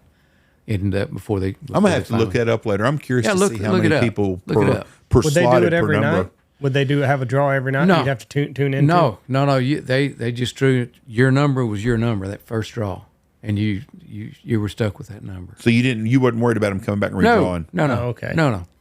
Rick, my brother, was like 361. Did you know some people that got drafted that day? Personal? No, I did not. I know that Jerry Leverton, he was a year older than me. He joined the Marines in '68 right out of high school. So he was going anyways, though. Yeah, and he went over there and then came back and then became a highway patrolman, and then he went to work for Pantex as a guard, and then I don't know, about 3 years ago he died of a heart attack. Is his brother the one that lives in Knox City? The coach? Yes, okay. Bert. Yes. Bert Lee. Yeah. Okay. Was that the first war where we had such a heavy press influence over there? I think so. Oh yeah, I don't see much press whenever I watch anything on Korea. Right. Vietnam. Yeah, there was a lot. And you could go over there as a freelancer. Mm-hmm. There's so many people. If they had the money to buy a ticket to go to Vietnam and say, well, I'm a reporter, you could jump on a dadgum Huey or something and go right to the front line, right to the fight. If you watch Green Beret with John Wayne, mm-hmm. they've got a guy that's a press guy that's everywhere they go. They're right there with him. It's a TV show, but and then if you watch the old episodes of MASH, they had a little bit of that career. When did Bob Hope come on the scene? World War II? I don't recall. Because I don't recall. My wife's grandfather hated him. Yeah, hated him.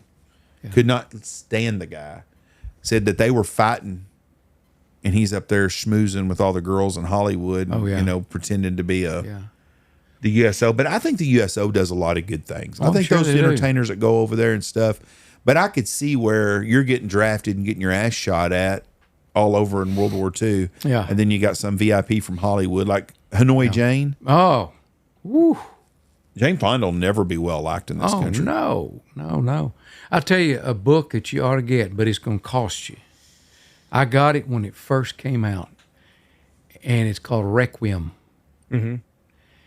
I looked on Amazon the other day, and if you can find one, they're like $300 or $400. Oh, wow. I gave $50 for it at Barnes & Noble's in Lubbock when it first came out. And it is a book. It's about yay thick, and the cover of it, it's got, on the back cover is a newsman's camera, as a guy's camera with a bullet hole through it, Nikon F. and then the front cover shows an American helmet with a shrapnel hole through it on an old blown up stump. I mean, it's a very poignant book, but it's about all of not only Americans but French and even the North Vietnamese news people who were killed in Vietnam. That would be interesting. And it is extremely interesting, and the imagery, unfreaking real. Requiem. So just because you had a press pass, you were not safe over there. No. In fact, would they target you, or you just catch a straight? oh, just be somewhere you'd be going down the road. Well, what happened to? There was some famous guy and another guy went over there together. He was like a actor or something, and they were young guys, and they were going to be news media, and they left one day and were never seen again. They still don't know where they are. They never knew what happened to them. just wiped off the face of the Wiped off the face of the earth.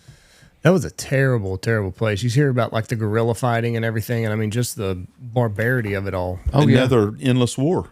Yeah. All about the money machine. Yep. And that no good, sorry LBJ. I'd like to dig his bones up and just scatter them around. They should take his name off everything in the state of Texas. Yep. Anything we use, LBJ Highway, blah, blah, blah, Yep. Johnson City, Yep. screw him. Piece Yep. of shit.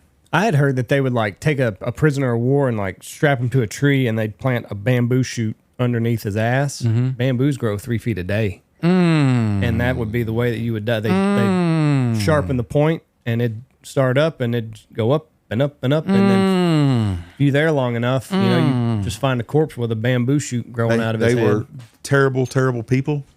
And But it's another thing. It's like North and South Vietnam were fighting over communism, and it's like, well, now we got to go get involved.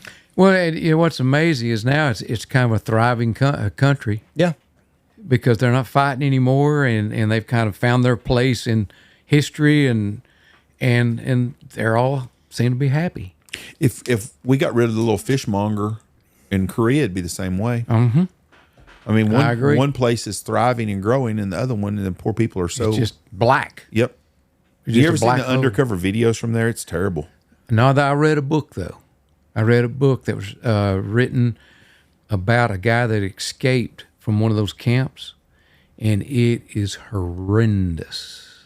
Oh, they lived here. I mean, Horrendous. I can't even imagine trying to survive in that. no, it's like They taught you to hate your own mother. I forget the details now because it's been years since I read it. But it was unbelievable it's a how cruel those people are. it's horrible, and those people in North Korea, if you brought them to the United States of America, would appreciate everything about America. And I'm going to tell you right now, when's the last time you seen a Chinese, a Vietnamese, or anybody that's living in America out marching in the streets bitching That's about right. nothing? Never. We were at Harvard 2 years ago, and we're on campus, and you know which people look happy? The Chinese kids. Oh, really? And when I say Chinese, you might be Chinese, Japanese. I can't tell. The people that look like they have good food, because I love Chinese food and all the food's from over there. Those people are all happy. You know who looks miserable? The rich, white, pasty white kid that goes to Harvard. There you go. Them kids all look fucking miserable. I'm thinking, you probably got millions of dollars in a trust fund with your name on it, and you look like you absolutely swallowed a turd all the time. Yeah. I found the book, $352. There you go. There you go. Get you one. Hey, it's worth it. Have you read? If you got an extra $350, it's worth it. Have you read The Elevator Man? No. James Hoggard, Dr. Hoggard wrote it. I went to school with Jordy, his son, and it's about Bobby Johnson and the Spike Boys. Oh, yeah. Yeah. I've got that book somewhere. Would you be interested in reading it? I'll get it to you. It's very interesting. There's a lot of history on it. I don't know. It's a lot of Benjamin stuff. Oh, is it really? Yeah. I remember sitting in a cafe one night, and Bobby Johnson was in there with one of his bulldozer guys, and I vividly remember him saying, "Yeah, you know, if I wanted to, I could just take a bulldozer and just bulldoze this town down, just flatten it." And I'm going, "Well, you arrogant son of a bitch." Yeah. Well, he paid for it the hard way. He did. You know, he do you know anything about this guy? Nothing. This guy was in the grain business in Iowa Park in Wichita Yeah, Falls, yeah. and he was a shyster. Yep. That's safe to say. Well, he bought the spike box, right? Well, yeah, I guess. Or somehow he was controlling the spike box. Well, he had he borrowed. I think he borrowed the money on his word that he had all this grain backed up, but he didn't. Right. He had His collateral. Yeah. He had elevators full of nothing, but was saying there was grain and borrowed money on them. And this ranch, the spike box, is a 100,000 acre plus ranch out in our area. And anyways, so what he did was he got the government caught on to him, and they found out, and he was fixing to go to prison. So he went to Gulf of Mexico, went fishing, and fell off of a boat and drowned. Oof. Supposedly, yeah. And then 7 years later, he got pulled over in Salt Lake City or on a traffic stop or something like that. Sent to the pen. But they've got a book called The Elevator Man, and it's about it doesn't make him a hero or nothing. It's just a story about who wrote it. Dr. Hoggard, who's a professor at Midwestern, wrote the book on him. Okay. But it's called The Elevator Man. Because I know that he supposedly wrote a book on his life, and I'm going, who in the hell is going to read your damn book? No. James Hoggard. Dr. Hoggard wrote the book. Yeah. And it's called The Elevator Man. I was going to try. He passed away. The professor did. But anyways, I went to school with his son, which has nothing to do with anything. Yeah. Anyways, it was an interesting book. But Sharon's got. I gave it to Danny Mack and Sharon, and Sharon's got that book somewhere. But it's called The Elevator Man. But it's a very interesting. If you live in our area, it's interesting, and you would really get interested because you know a lot about it. But it talks about how he. Yeah, he started mowing stuff, all the brush, and tearing up that good rangeland out there in 1975. I remember it vividly. I just out of tech, and it just broke my heart to see all that country being torn up. All that good rangeland. My father told me before he died, he said, the McFadden, the original, the name of it, he said, that's some of the best range country in this region. Mm. And they turned it into fields. But they're turning a lot of it back into grass. Which land? Which all was it? The airport field or the CR? Which ones did he do most of that too? Cedar Mountain area? No, it's the one over on the 222. That gigantic field over there. The CR, the one that's 6,400 acres. The CR field, that big field, and of course, I mean, he tore up North Flat, South Flat, which were fabulous pasture lands. I mean, God, I can still fly over. North Flat especially, after we've had a lot of rain, and you can still see the buffalo wallows. Ooh. Wow, that's cool. And they're, about as big, half as big as this room, and just a little swale out there in green coming up. And Daddy told me back in the 60s, he said, the old buffalo wallows on North Flat, he talked about them. And whenever we had that prairie dog town out west of Benjamin when I was a kid in the early 60s, I'd go out there shooting prairie dogs with a 22, and I would use those buffalo wallows to stalk prairie dogs. I'd crawl down in them, and the damn mosquitoes would eat me up because they were all green grass and a little damp. Yeah, and those buffalo wallows. And those buffalo wallows, and I'd peep up and shoot at a prairie dog and fight mosquitoes. I'd be down. Prairie dog town's not there anymore? Oh, no. Where'd they it go? Poisoned it out. Oh, they poisoned it out? We used to have... Too many horses hurt? No. They just poisoned it out just because it was there. That kind of sucks. And they had a big prairie dog town over that big tank there on the lane. Horseshoe? Horseshoe. There was a huge prairie dog town over there. There, up on the hillside right there? Yes, but on the west side of southwest side of it was enormous. And I didn't know it was there until the 80s. Yeah, that was the old, and that was also a big Indian camp up there.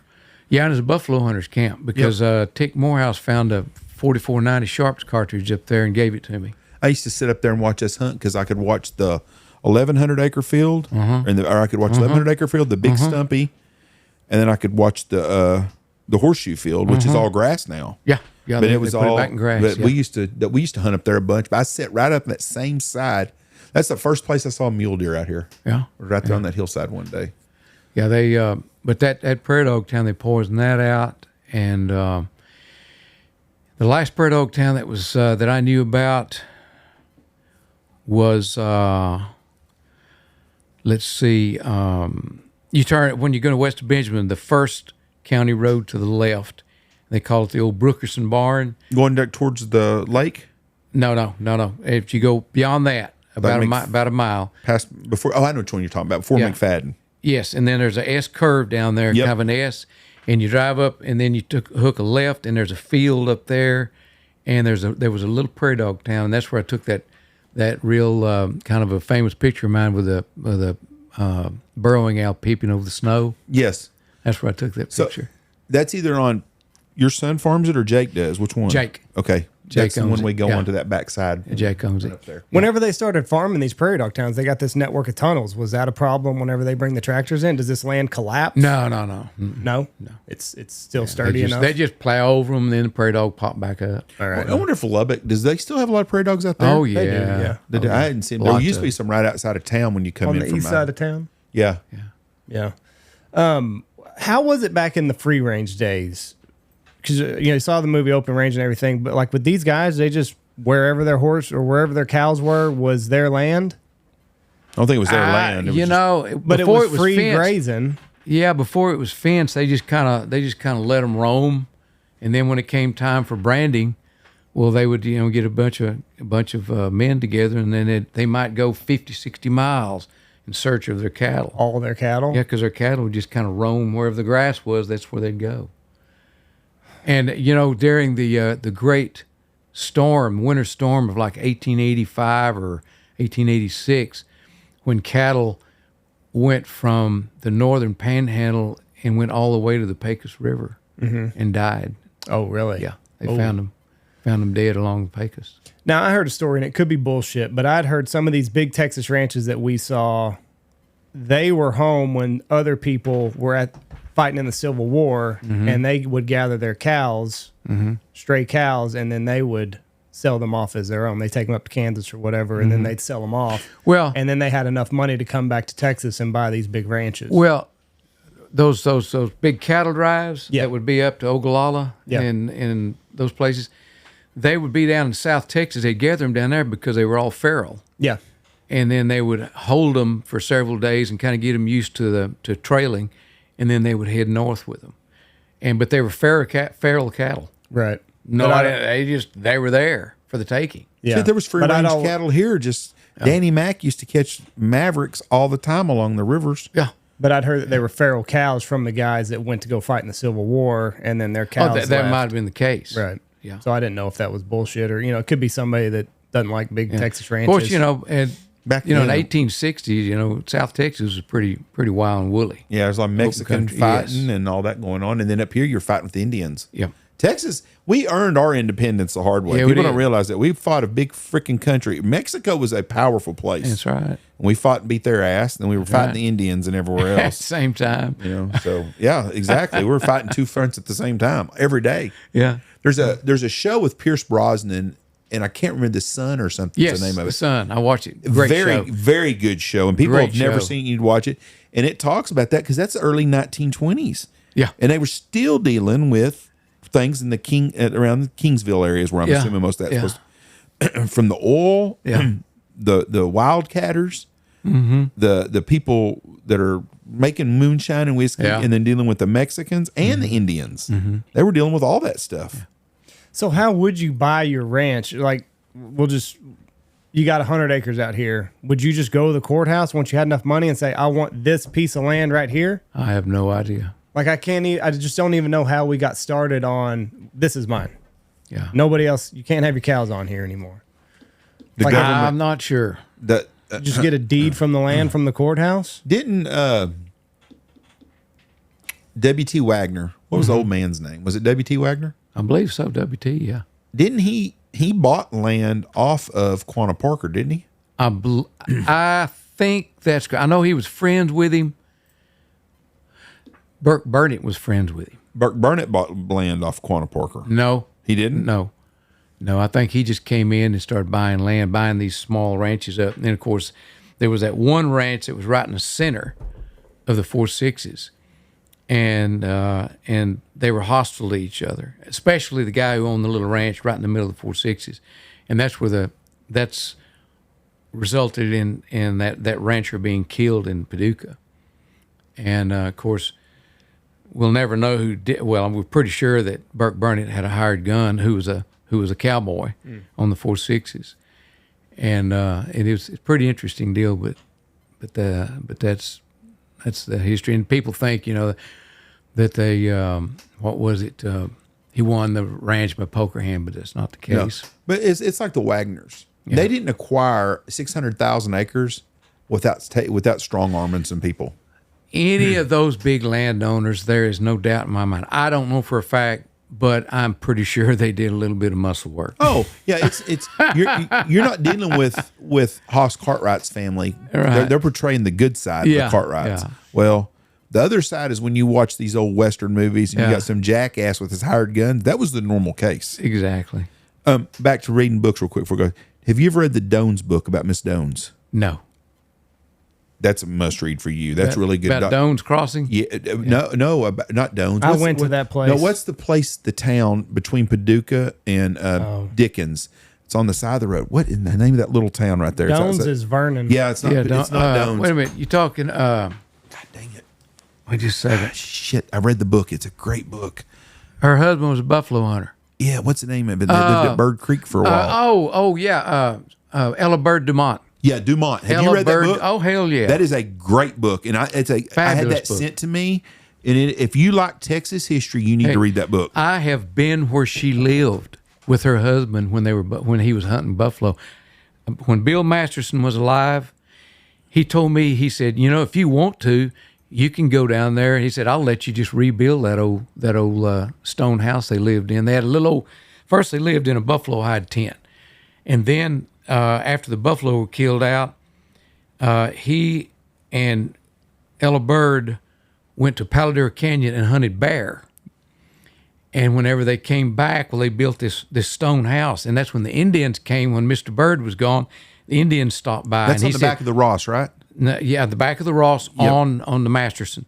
And I have stood there and I found a 44 Henry cartridge there. The old well, fired round. that old well that's there. I didn't see the well. There's an old well that's back on the very, very back of the Ross. North Camp. Okay, Yeah. that old well. How old's that old hand? That sucker's that rock on top of it. I don't even know how the hell they carried something like that. Did you know that I have the front step of that on my porch? Oh, that's awesome. Because my daddy lived in that old bunkhouse there back in the Depression. Wow. He cowboyed out of there, and then he told me, he said, "Yeah, if you want that rock, go back there and get it." And I went back there years ago, and somehow got that thing loaded in my ATV and carried it out of there. And it's now I had a metal stand, and it's on my porch. That is an awesome. My daddy walked on it during the Depression. That is cool. That's some neat country back in there, and I've been blessed enough to go back in there and see that stuff. I used to trap all that country. Amazing place. Trapped it back in the 70s. My brother and I, and there was nobody out there. And he and I trapped all that country for years. I used to tell people all the time, if you fell out of an airplane and someone put you back there, you would never think that you're in West Texas. Yeah. On that Wichita River. It's beautiful. Do you know where the Oxyoke pins are? Yeah. One time I tried to land an airplane right there. Oof. I had a guy, and I just got my license, and I was taking a buddy of mine up, and I was taking my first aerial photos at about 5,000 feet, which is is not very good. And I was just shooting the river. Well, all of a sudden he got diarrhea. Uh-oh. Meinzer, land. You've got to land. I said, Mike, driver, there's no place to land. And I said, let me get down. So I got down low and I went over Oxyoke pins, and there's the trap there. And I thought, okay, I can do a short field landing and probably get it down, but if I bounce one time, I can't land. And I told him that. And I still remember going right over the loading chutes. It was just right there underneath me. And when I came in, 40-degree flaps, and I flared, and it bounced. And I went, I can't land. So I gave it full power, and I went over that high gate with the stall buzzer on, made a shallow bank over the river, the stall buzzer still on, and held it right over the brush until the buzzer went off. And then I pulled up, and I said, driver, I can't do it. He said, man, I ain't got to land, I got to shit. And so I headed to Knox City, and there was a road out there just on the north side of the river. And I said, I think I might be able to land there. But it was a road that was actually a creek bed. And I said, I can't land there. So just as soon as I landed at Knox City, he just bailed out right at the end of the runway, pulled his bridges down, and I taxied to the hangar.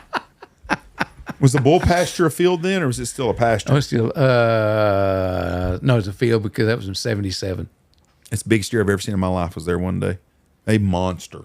Oh, steer? No, deer. Oh, deer? Yeah. I mean, he was way over 200. Big. You know, in the early years, whenever you could spotlight in the 60s, as long as you didn't shine it in anybody's eyes, you could meet a highway patrolman and they wouldn't stop you. Really? I did it on 82 all the time. And we hardly ever saw a deer. And it was screwworms. Oh. That's what. Right. That's what. Screwworms. And then that was in the mid and early 60s, and by 67, they eliminated the screwworms, and after that, you started seeing a gradual increase in the deer. And then whenever in 85, whenever the mange hit the coyotes, the deer population exploded. It was like the screwworms and the coyotes, and now they've reached that level of productivity that they're here. They're everywhere. They're here. They're in Knox City. Yeah. I don't trust. Oh yeah, and Benjamin, I don't trust driving at night. I wouldn't drive a motorcycle at night for love nor money. No. I see them everywhere, but that's the biggest deer I've seen, and I've spent a lot of time on the Spike Box, Jake's, all the big ranches out here. I've been up and down all the roads, and I see a lot of country, and that's the biggest deer. And I would guess he was probably way 210, 220. I mean, a monster deer. And I hunted that deer for 4 or 5 days. Never saw him. And there was about a 160-inch deer with him. Yeah. And I saw that deer every day, but I never saw that big one. I thought, you don't get that big by being stupid. I've got a set of deer horns. There's sheds that were found in CR, one by Jimmy Morehouse and one by Mike Morehouse. And where he jumped the fence, lost one, jumped the fence, lost the other. And of course, I mean, they're sheds, but I've got them mounted, and they look right because it's an old taxidermist in Lubbock. I forgot his name now, but he's one that mounted them for me, and he grosses 177 and like 5/8. Yeah, That's a big deer. Big deer. Big, right at 6-inch bases. Yeah. He's a 10 point, I believe. He's got double brow tines and 25-inch length main beam on him. Carries his weight all the way out. Big deer. There's some big deer right through that area. Yeah. That whole valley through there, from the Blue Tank, back all the way through there, back to Cedar Mountain. Yeah. When I was flying back in the early 80s, I saw a big one in CR. I remember I banked that baby over to go get another look at him. I mean, he was going through the brush and swinging his head like that, and I'm going, whoa, that's a big deer. That's a big deer. But I couldn't catch up with him. He evaded me. They're smart too, boy. Have you been to Doan's Crossing? Yes. First time I've ever been. My wife's grandmother was the Doan's Lady of the Year. Was Whatever. it overwhelming or underwhelming? It's kind of underwhelming. Nothing there. Nothing there. It's just an old. It's not even forever. They said it was the guy's house. It's not even the house. It was like the shop that they had. Yeah. But that whole ceremony was pretty weird because she's the Doan's Woman of the Year. But like, I don't know if you've ever seen Game of Thrones, but they bring out this. I'm losing the word. They bring out all these kids and they're dressed in. They got capes and crowns and. Yeah, they got like Kids of the Year at Doan's, and they've all got their party, and it was just so. But what we figured out is that's the only way they can get people to go. This Doan's Picnic is like the longest running annual event, second to the Kentucky Derby. Really? Yep. They didn't even close down during COVID.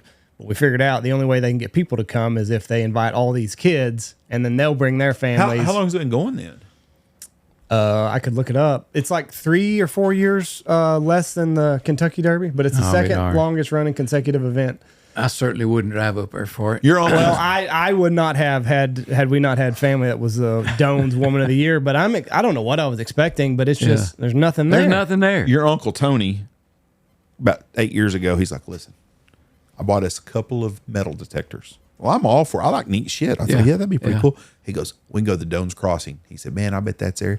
I bet that some bitch has been picked over for 100 years. My word, yes. You know, the Gillen School, not very many people had picked over at the time we went to it. Now it's probably picked over too. 142. But Doan's Crossing, 142. 142 Doan's Crossing picnics. Wow. But I there's guess no they telling would- what's in that water, though. But that was just the last stop before they'd head north. Yeah. Well, that was a famous crossing. They had a little store there. Yeah. And that's, I mean, And after that, you had Indian Territory. Yeah, I mean, there's a lot of places like that in the middle of nowhere. It's just a couple of tough old people that learn to. Did y'all ever see the bridge at Goodwin? Is it Goodwin? Between Quanah and Childress, there's a highway there. All it is just a little kind of a gin or something. Oh, I know. Yeah, I've chased Goodlet. Goodlet. Yes. And you turn north, and you go on that farm to market, and it comes to the Red River. And the last time I was there was one of those old ancient bridges. It looked like it was a mile long. The metal-looking ones? It was a metal, that had the Yes. rolls like that. And I was thinking the other day, and of course they put a new bridge there now. How I wish if it was still there, I'd go up there and fly that thing and photograph it with a drone. I bet it's still open. I bet it's still there. No. They tore it down? They tore it down. They put No a new shit. bridge across there. Yep. Oh, yeah, I figured they do like they won here. You know, those metal bridges you'd think would be indestructible. Oh, I know. The Moore tornado wiped out that one on the Canadian River. The metal bridge, it folded that some Really? bitch like foil. I would have never thought that ever in my life that a tornado could do that.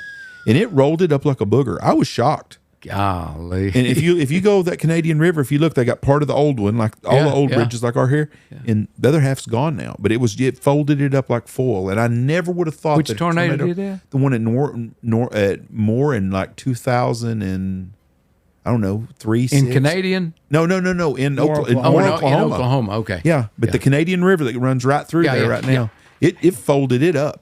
I Wow. mean, folded it up, and I would have never thought that because Wow. we drove by it and it was normal. We come by after chasing, and it's like it's all mangled. And I thought, there's no way in hell that I would have thought a tornado could do that to an old metal bridge like that. This draw out here where the bridge is west of town, if you kept going on 222, have you ever seen the river up high enough to where it covers that bridge? No. Doesn't ever get up that high. And the one that Rhineland. Now, when I was a kid, let's see, when the drought broke in 56 or 57, and it rained so much, that river would get up, and when you're going down the Rhineland Lane and go past Dr. Hurd's turnoff there where Rick is at least, and you drop down, and then you head toward the river. I've seen that river backed all the way up to that hill. Mm-hmm. All the way up where you couldn't go. I mean, that was it. Yeah. And because I remember as a kid, I was about 7, not about 6, and I remember us, Daddy saying, "Let's drive down to see the river," and you didn't have to drive very far because there it was, and you could hear it roaring. Back then, the Brazos roared at night, and the Germans. Rick found some old literature in Rhineland during one of their homecoming deals, and the old Germans called it the Roaring Lion. Mm. And when I was a kid in the 60s, that river would get up, and we were a mile from the river, and you could hear it roaring at night. Wow. And now It's a trickle. it whispers. Why is that? It just whispers. What, the Possum Kingdom being built? That No, wouldn't have all nothing to do the with up tanks, here. all the tanks being built up on the flood on its the watershed, and it's just stopped all that flow. And back when I was a kid, it was a lot wider, more shallow, big waves, lots of Really? roar. Wow. Now it's getting narrow and deep. So when it runs now and it gets up, it's deeper than it used to be. It used to be real shallow. Shallow waters where you get your big rolling waves. I remember going up on Rattlesnake Hill, which was west of our house, and it was like maybe 700-800 yards down to the river, and you could see above the cedar trees, the salt cedars, you could see the waves, the big red waves rolling. I mean, damn. When I was a kid. I And now- always thought it was just a weak river. No, I mean that thing would roar at night. Yeah. We get hunters coming in and they'll cross the Brazos or whatever, and on a dry year, like it's just a stream. And they're like, boy, that's not much of a river you got here, is it? Boy, back in the 60s, that baby would roar. I have people all the time too. Can we fish the river by y'all? You can fish a lot, but you ain't gonna catch much. Now, Weldon or Willard told me one time when they first built the bridge west of Knox City, but like 2 weeks after they opened it, water got above it, and I've never seen it. Well, see, close because it sets up so high, but That's just it. Like, I think one time when I was a kid, between here and Benjamin, the river went on the south side of the bridge across the highway and across that big field. Yeah, because it floods there still some a little bit. Yeah, a little bit, But not not anything so like it, it, back it in the 50s ran and back 60s. that way over it. Yeah, That's crazy. because the river was a lot more shallow. Zach and Payne, when they were younger, floated the river, and they put in Western Knox City, Yeah. and they got out north of town. Yeah, And me and Coach and somebody else was with me, and they come up on the raft. They would call me from their cell phone, made them take a Ziploc with the cell phone, let us know we were going to pick them up there. And when I stood up on the new bridge, or the old bridge where you could stand, I said, current was getting after it, because I mean it was up, Yeah. rolling. And I said, it ain't gonna be as easy for these boys to get off this bridge as not. And so he goes, what are you gonna do? I said, and at that time we had Mansfield, had at least. I said, I'm gonna tell them to, if you miss here, get off at Mansfield, and I'll pick you up there and just walk up that deal. And I thought, boy, the stickers and shit, they're gonna be a long deal. And luckily they all got off, and then they crawled through the salt cedars to get through. What But were they in? little rubber Little raft. dinghy. Rubber raft. Rick and I have actually done it in a canoe Oh, really? with the river. You know, it's about 4 or 5 feet deep. Well, canoe would be a lot easier and to that do. was fun. It was Yeah. fast. We'd go from Knox City River Bridge to the Rhineland Bridge in about 3 hours. Yeah, they didn't go that fast. Yeah. But there was like 10 of them. And they put all their shit in some bags. Well, then a couple of years ago, we had a guy do it with his family, and they had to have helicopters and everything to get them. But we had a plan. Yeah. They were going to get up. We were going to pick them up here. They stayed, put them in a Ziploc. But then I had another place they could get off, because I Yeah. told them, I said, listen, if you miss Mansfield, you're going to be at the Rhineland Bridge. Yeah. And if you miss Rhineland Bridge, it's Seymour. Hefner. If not, we'll pick you up at Possum Kingdom, because that's the deal. You know, my friend Bob Hood, did you ever know Bob that wrote for the Fort Worth paper? He was an outdoor writer. He was going to write a book. He passed away, but he put in over by Hawley on the Clear Fork of the Brazos, and they canoed all the way to Possum Kingdom. Damn, that's a winding river. And it took him, he was 2-3 weeks, Man, that's a winding son of a but gun. put it in and did it. He said he always wanted to do that. Rick and I tried to canoe the South Wichita one time when it was up, way out of his banks. Holy, we quit on the beavers. Enough's enough. I mean, it was so slow. You know, it was spread out so much. Yeah. That, I mean, it was just like you just had to paddle the whole time. And finally, right there where Donnie Ryder put that bridge across, we quit it. We just pulled it out. That's enough. That's it. How far were you going to go? All the way to Wichita? We was going to go to the Gillen Bridge. Gillen. Okay. Yeah, that's not. But you any of those people that get in that do these river things like that, and they'll go for long distances, that's a lot of work. But if you're somewhere that's got good fishing, the water's clear and clean, Yeah. and you got a pretty good current, you can cover some time. Out here, we don't have any of that stuff. The Clear Fork's about the only one that's clear. I remember the day Rick and I canoed the Brazos. Like I say, it was maybe 4 or 5 feet deep. And I remember we come around a bend and we could hear the river. It's, you know, really kind of like thundering a little bit. And I went, oh God, what's around the corner here? You know, and it was like a roll where it went down, and then you had some really rolling waves that actually splashed water over the front of the canoe. And that was kind of like exciting, but it was real shallow at that spot, that one spot. And that's where that's at. I've never done a lot of canoeing or anything. We rafted in Michigan a couple years ago on a family vacation, and Tony about died. Well, we about all died. It was up. They shouldn't have let us go. Yeah. The people were pretty greedy there, and they should never let us in. If they put us in, they drop us off, and we take them off. Well, the river was up about 3 or 4 feet, so the trees that normally are above you, we're having to duck our heads down. It was a very fast current, and Tony had tore his shoulder, didn't he, or something? I can't remember what it was. Andy stayed with Jameson, so it was me and Tony and the wives and me and all the grandkids. And I'm telling you right now, we got in some places that we were stopping. We got hung up over a tree. Yeah. So I had to get out and pull the raft over. Well, it was about 10 foot of water in summertime in Michigan in the river. Oh, wow. It was cold. Yeah. But it was, I enjoyed it, but it was really dangerous. Oh, I'm because sure, people yeah. don't realize how fast some rivers are going. Oh, yeah. And this river was not very wide, and a lot of places wasn't as wide as this room. Yeah.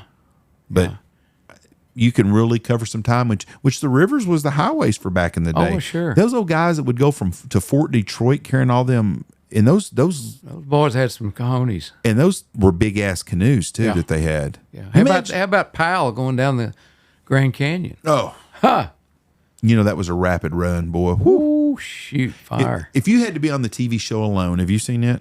where they drop you off and you're by yourself? I don't watch that. I Okay. don't watch it. They drop you off by yourself somewhere. Yeah, Rick's told me about And it. you have to survive on your own. Yeah. I would always choose to be up north. Yeah. I would rather take a chance with a bear than I would to be in a damn swamp with mosquitoes and snakes. Oh, man, I wouldn't want to be in a swamp at all. No. And that's the ones when they start out and they're in the swamps, I'm like, hey, you're out. My ass is out. I'm tapping out real fast on this crap. Give me up north where there's a chance for some clean water. Yeah. Yeah. I don't like snakes at all. Yeah. So I don't want any water moccasins and Yeah. stuff. Have you seen a lot of snakes this spring? No. No? Are they- Non-venomous, yeah. One big rattler, Rick caught me a big rattler in the barn there at his place, and I took him out and photographed him and let him go north of town. Are they just becoming less and less? Or No, they just, you see some non-venomous stuff. There's a couple of racers living in their dugout. I can find their skins, but they don't bother me or anything. I've got a garter snake in my yard. It's the biggest garter snake I've ever seen in my life. Really? I got a bull snake in my yard. I've had to look at him twice just Scare to you? make sure. Yeah. One time he was under, there was like a little piece of metal, and I was cleaning off my back patio. And How big is he? Oh, he's a little Oh. baby, but Oh. he's got a mama somewhere and probably siblings. He was under that, and they look pretty dang close to a rattlesnake Yes, when they you're do. scared. Yeah. And like I'm looking at him. When and, you're scared, that's the key because I'm the same way. I hate well, snakes. he's a little baby, so I'm like, well, crap, is it a rattlesnake? And he just doesn't have that raccoon tail. And I'm like, I think I've seen baby rattlesnakes before, and I think they all come out with that raccoon tail. Yeah. So I looked at him then, and I pitched him in my neighbor's yard. And then about a week later, I was mowing the grass, and he was there again, and I flung him into the neighbor's yard again. Yeah. My garter snake that I've got is probably 3.5 foot long and is this thick. I'll be I've darned. never seen one That's that big. huge. Yeah, that's big. Yeah, he's huge, and he's been there 2 or 3 times. My wife, we gotta kill him. I said, no, he's a good snake. Now, all of a sudden, I've got all these garter snakes in my yard. I have no idea. Now, we water all the time. We've got plants and stuff. Toads. Bingo. They eat toads. So the other day, I come out in the backyard, and there was a toad upside down. And then I about stepped on a snake, which scared me because they're all rattle cobras to me. Yeah. I hate snakes.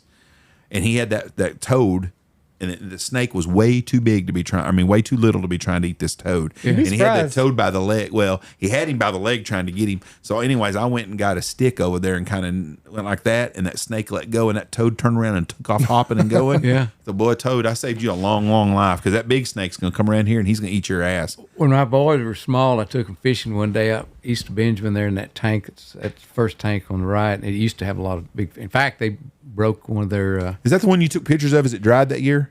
No, I don't think. No. They were fishing there, and I was just walking around, and then I started hearing this, ow, ow, like that. And I'm going, that's a frog. That's a toad. And I looked, and there was a garter snake, and he had this toad by the hind leg, and that toad had a hold of a clump of grass, holding it. And I grabbed my camera, and I had one roll of film, one roll of Kodachrome. This is in the early days. And with my macro lens, and I laid down and photographed that whole process of that snake pulling that toad, and finally one foot he let go, and he just had that grass by 1 foot, and then he had that snake pulled him off of it, and the last picture I got is one eye of that toad looking at his mouth Wow. that's as he goes awesome. down the tube, and I published it in Parks and Wildlife as a photo essay. How big was the snake?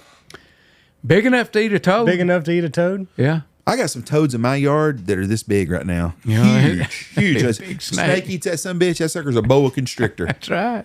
which I didn't like to say. Where's the pond at? The year of the drought in 11, Yeah. you had a series. It wasn't a series. You just took a picture of a pond almost every day Yes. of the demise of that whole pond. Right. Is that same pond? Nope. No, that was on Patterson, on Ken Patterson's place. Okay. And it went down to did it go completely dry finally? Completely dry. Yeah. And then now it's probably, It's full of water. Yep. Yeah, I had a little old blind set there just to get out of the sun because in the afternoons when I would go and sit in the shade of it, and you didn't have to get in a blind because everything was so thirsty. The deer, the only thing that was scared of you were maverick cattle. The deer would come in, would look at you and walk up there and bog up almost to their shoulders in mud just to get a drink of water. But those mavericks would come over that dam and they'd see you and they'd haul butt. Really? The cattle were wilder than the deer. it's crazy. Well, I hope we don't ever have to live through I another don't one want of to them. ever see another 211. No, that was terrible. We had 6 inches of rain in 19 months, I think, or something. Look, and I think we got 3 or 4 of that in one day. Yeah, it was in September. It was dry. Yeah, Andy got married. Yeah, it was October. Oh crap! No, it's good enough. Andy, October 8th. That was the drought busters the day Andy got married, because y'all bought y'all's wedding ring, and it says if it rains an inch of rain on your wedding day, you get free wedding ring or something, whatever it was. And so, but you had to be at the Lubbock airport. Yeah, I don't remember that. Oh, Jessie does. I don't remember. And because Jesse's she's good with money, and she's like, oh boy, she goes, I think we're gonna get our honeymoon paid for. I said, what do you mean? She goes, Andy, where he bought the ring at. And I was with Andy when he bought it. On your wedding day? But it had to be at the Lubbock airport. It had to be official from the Lubbock airport. Well, we got married in Knox City, or they did, and it rained here 3 inches. But I think Lubbock airport got like 7/10 or something. Well, I've got my journal, and I can look back and tell you exactly how much it rained and the day it rained. I've kept journal since 1985. But it was bad. You know who else has got a really cool weather journal? Sandra Bradley. Really? She's got one from like the 50s. Well, I don't do just weather. It's everything. Well, she keeps a weather. She does weather every day. Herman Redder has kept a daily weather diary since, God, probably the 50s. That'd be cool to go. Herman Redder. That would be really interesting to see, because it just, that would be, it's better than looking at a computer to read. Because I remember I was on a flight to Alaska, and in 1985, and we had the photo editor of Audubon magazine was going with Ken Carlson, myself, and another person. And she was over there writing, and I said, Marty Hill was her name. I hadn't thought of that name in years. Marty Hill, Smarty Marty. And she was over writing. I said, what are you doing, Marty? She said, I'm writing a journal. And I went, man, that's pretty cool. I'm going to start doing that. Yeah.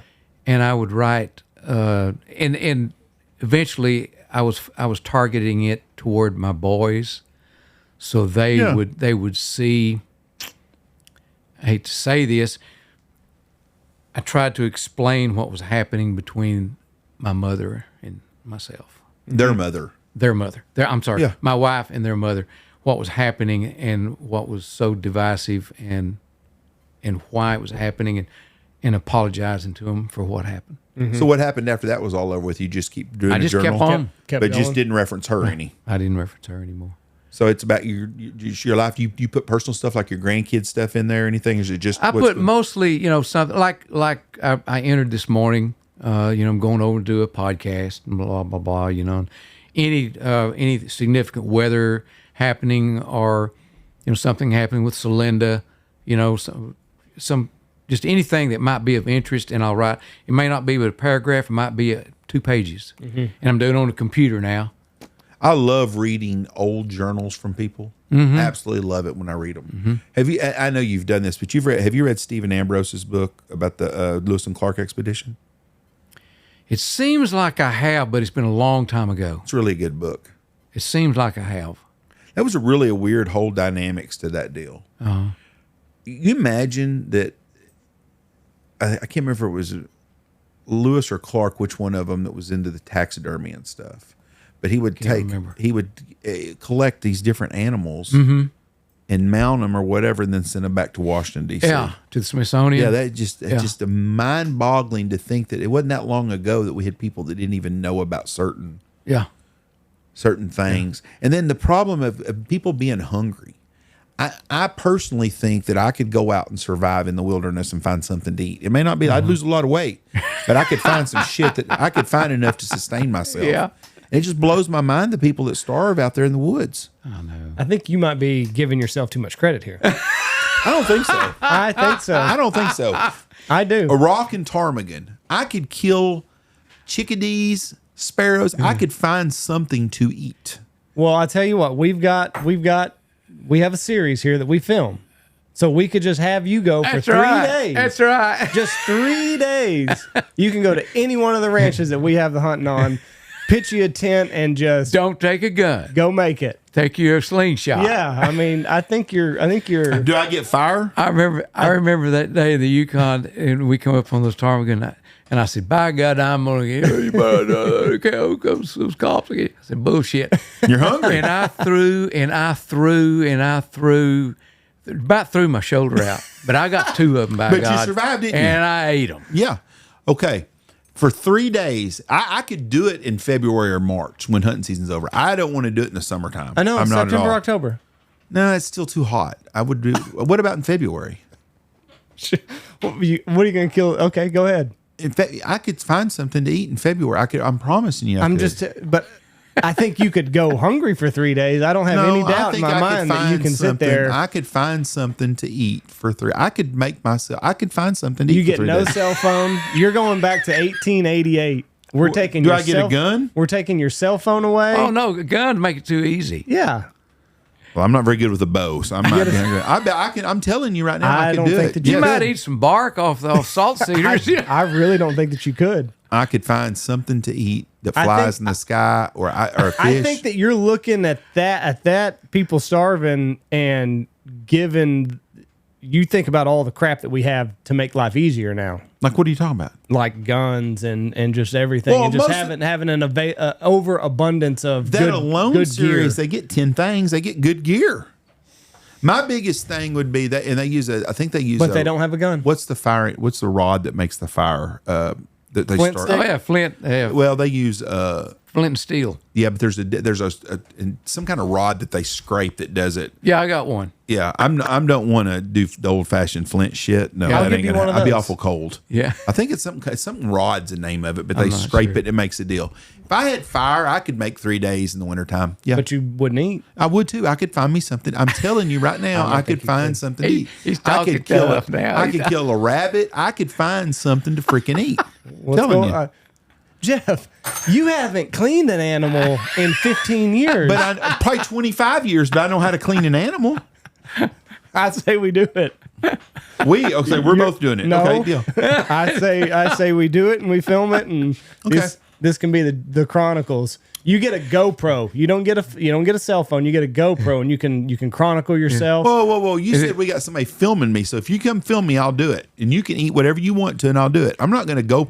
That's the really those guys that film themselves. Screw that shit. I'm starving. Jeff's new show, Naked and Afraid. Naked and I ain't gonna be afraid. naked. That's for damn sure. Starting in February. You know, And we I hope it's a cold February night. We had a kid hunt with us that was on Naked and Afraid.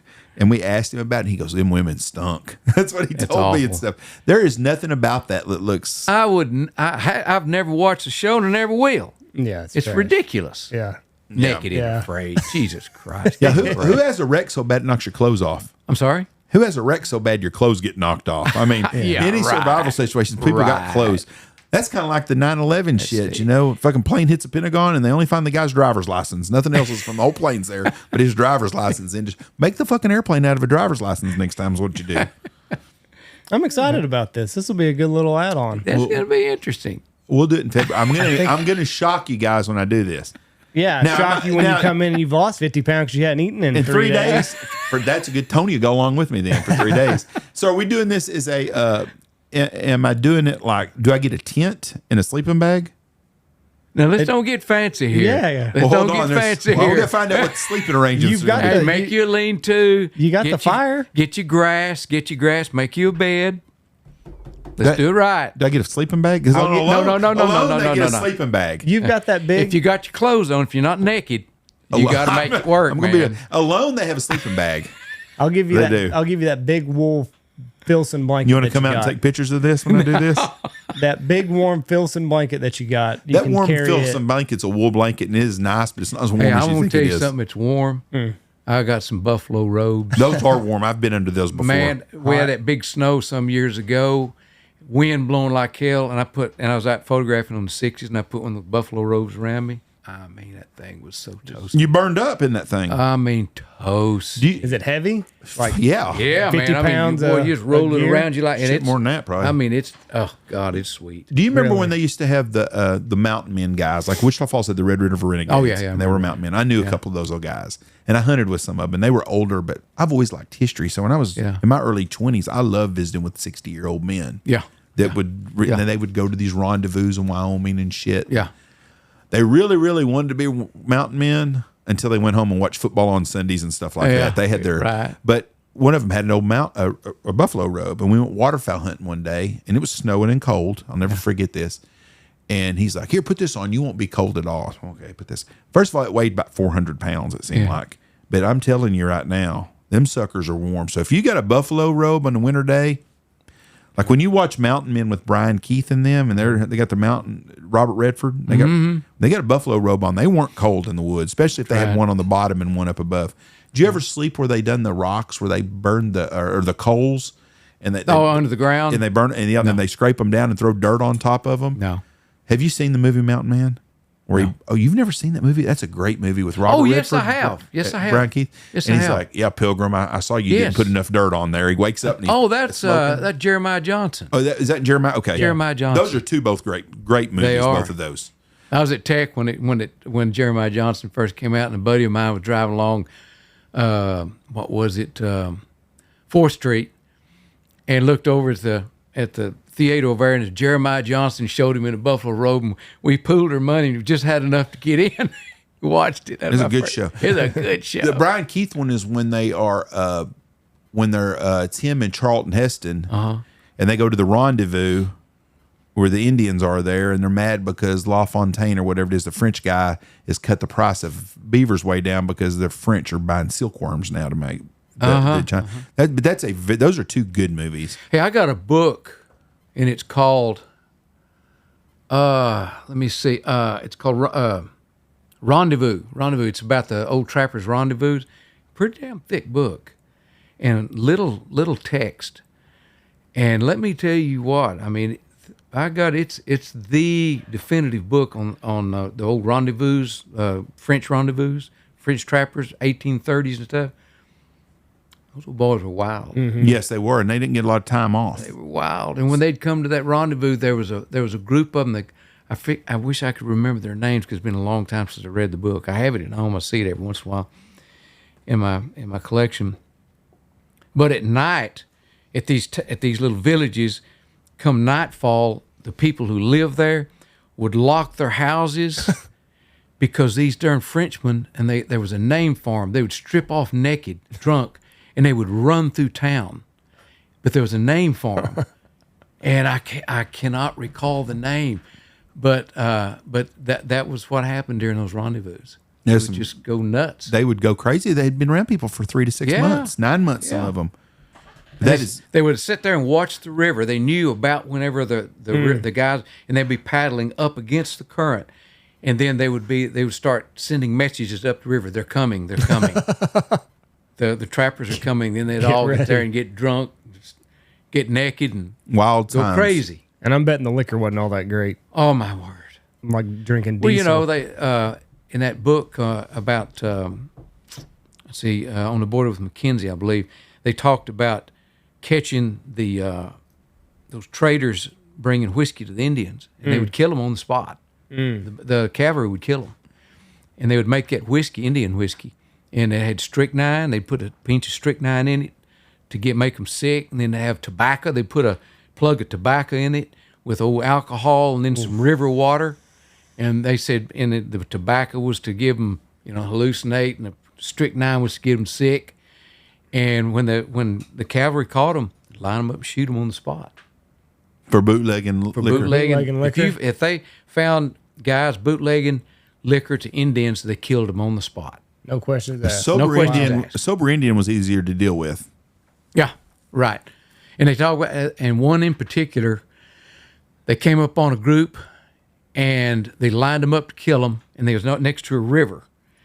And just whenever he said fire, one of them was very athletic and jumped into the river backwards, and they killed the other guys. Mm-hmm. And he swam down the river underwater, got away, and went to a buffalo hunter's camp. So they started searching for him, and this is for real, okay? And they come up and they said, have you seen a guy here?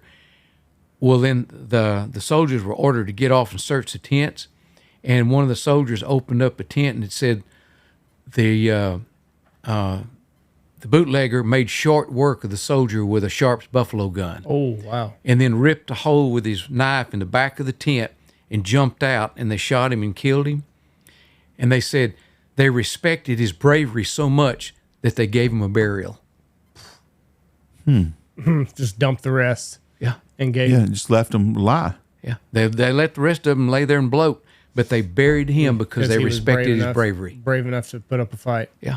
Do you think any of Coronado's gold is up here anywhere? Nah, shit, no. Where do you I think? don't believe that stuff. I don't believe that stuff. You don't think he ever had any of it, or do you Nah, I don't think he did. I really shipped it don't. all back to Spain or France or wherever? Yeah, I don't think there's any of that. Where did he have gold? I don't know. The story. There's just a lot. You know, he old was fables. looking for that city of gold, you know, Yeah. and they were supposed to be in Kansas or somewhere, you know. Supposedly he had a bunch of it and dropped it off somewhere in West Texas and hid it, and who knows. A lot of that gold though they would ship back to Europe, and a lot of those ships crashed. Yeah. A lot of them. There's billions of dollars worth of gold in the Gulf of Mexico and the Caribbean Ocean. You know, I was when I was shooting one of my books, Texas Past. I flew to a little town there on the coast with Andy Sansom, who was the executive director of Parks and Wildlife, in the state plane. And we caught a boat out to a shipwreck, and they were excavating it. It was an old Spanish shipwreck, La Salle shipwreck. And they had this like a silo around it, and they had pumped all the water out. And because I got up on Is up this on in the top, Gulf? in the Gulf of Mexico, I got up on top and shot down. It's in one of the books, Texas Past, and the ship, the skeleton of the ship is there, and there's like a, you can't see it, but there's like a skeleton in one part of it. There was a stowaway, and he died. He went down with the ship. Yeah. But they found, you know, whiskey jug, I mean, all kinds of shit in the bottom of that thing. But I actually went there, and you could climb down the ladder, and they were down. The archaeologists down there working on it. That's I crazy. photographed the whole thing. How deep is that water? It was probably 25 feet deep. And they built a silo around it. Yep, and pumped That all is the water amazing. out. So is the ground even dry, or is it still moist No, on it's the still bottom? moist. Oh no, very moist. That's nuts. They had Bottom of the boards and stuff. ocean. Yep. That is crazy. Bottom of the Gulf of Mexico. That is That they can do that. Yeah. Because I remember going back to town and eating some real good seafood when we got back to town. How was the? Was it just like wood rot, or was the wood It was still pretty? old. I mean, the whole ship was there. The skeleton, the ribs, you know, went up to the side. It was all there. Yeah. That is nuts. You know, you LaSalle can shipwreck. you can buy in on gold. Found those damn cannons. They found those. Oh, those, yeah. those what were they? Copper cannons or something? Uh-huh. They found those cannons. Huh. They were there. Yeah. and I guess the state of Texas got all that. And who not. I saw them in a museum.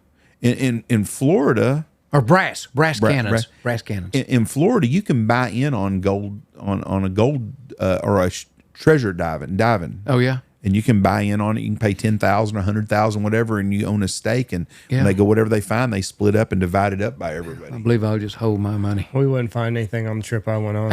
I'd just be out the 10 grand. But people do that a lot, though. Yeah. That's an I interesting. ain't got nothing to do. That's all I can say. I just read the other day where some guy in England, him and his buddy were dicking around with a metal detector, and they found $3 or $4 million worth of these coins, and they gave them back to the royal family. Of course, in England, they're going to take it away from I you. wouldn't tell it. If I went to Florida and found, if I went off the coast of Texas, wouldn't and tell a found, soul. hell no. It wouldn't tell us No. so. I saw a clip this morning on Facebook. I guess a lady lost a family heirloom in the bottom of Possum Kingdom Lake, I and saw they that. recovered it. 1910. But Possum Kingdom Lake wasn't here in 1910. No, I think the ring is from. I think she lost it like last week. Oh, I think the ring is from 1910. Somebody It's said- a family heirloom. somebody from, said she got mad at her husband threw the ring overboard. Is what I saw. Oh, I don't know if that's true or not, that's I getting don't know. mad. That's Yeah, I think getting she lost pissed it off. recently. but it was a beautiful ring, and they said it was. I don't even know. That'd be tough in PK. PK's a clear lake though It's in some deep spots, lake. but it's yeah, around Deep. what's it called Hell's Gate. I love them pictures of Hell's Gate before it was a lake. Oh yeah, Those Yeah, are I've pretty seen neat. pictures Where they of got it. the car driving right through them and stuff. They just filled it up. Can you imagine the people that, when they first built that lake, I'm sure the people were pissed that had the ranch, just like everybody else does. And that land around Possum Kingdom, that first guy bought it, thinking, people will be here and stuff. A lot they're selling for $1 million something now just for a little lot. It's just crazy the price of real estate around that lake. Yeah, Everywhere real estate's going up. yeah. Tell me about it. We need another lake here. North Texas has got to start building some lakes. Well, they're not going to be able to handle all the water that's going to be used in the Dallas-Fort Worth area. Yeah. I guess Austin's the same way. I had a guy, yeah. I read a guy just the other day, someone sent me a video, and I need to follow up with this guy. In East Texas, they're trying to sell water from some aquifer there. Some private companies wanting to go in and buy an aquifer somewhere to ship off a bunch of water somewhere. We can't be doing that. Hey, water. Mm-hmm. We'll be fighting over water one of these days. Yeah, we thought we were a couple of years ago when we were in our drought. It was pretty bad. Yeah, water would be like the salt wars. We almost, I was still mayor then.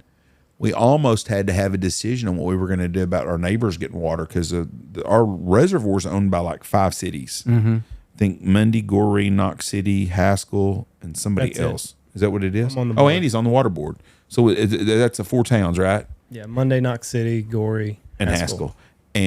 But we supplied water to Aspermont and Roby and some other places, correct? Hamlin maybe, or where else? They were all going down together. Yeah, and we made a decision. We voted, as a mayor, my vote was no. If we're not going to we can't cut our neighbors off of water. Yeah. I mean, you just can't do it. We're all going down together. Yeah. But that's a decision we was going to have to make. I mean, we talked about it because I think, did the lake get down to 8% or something?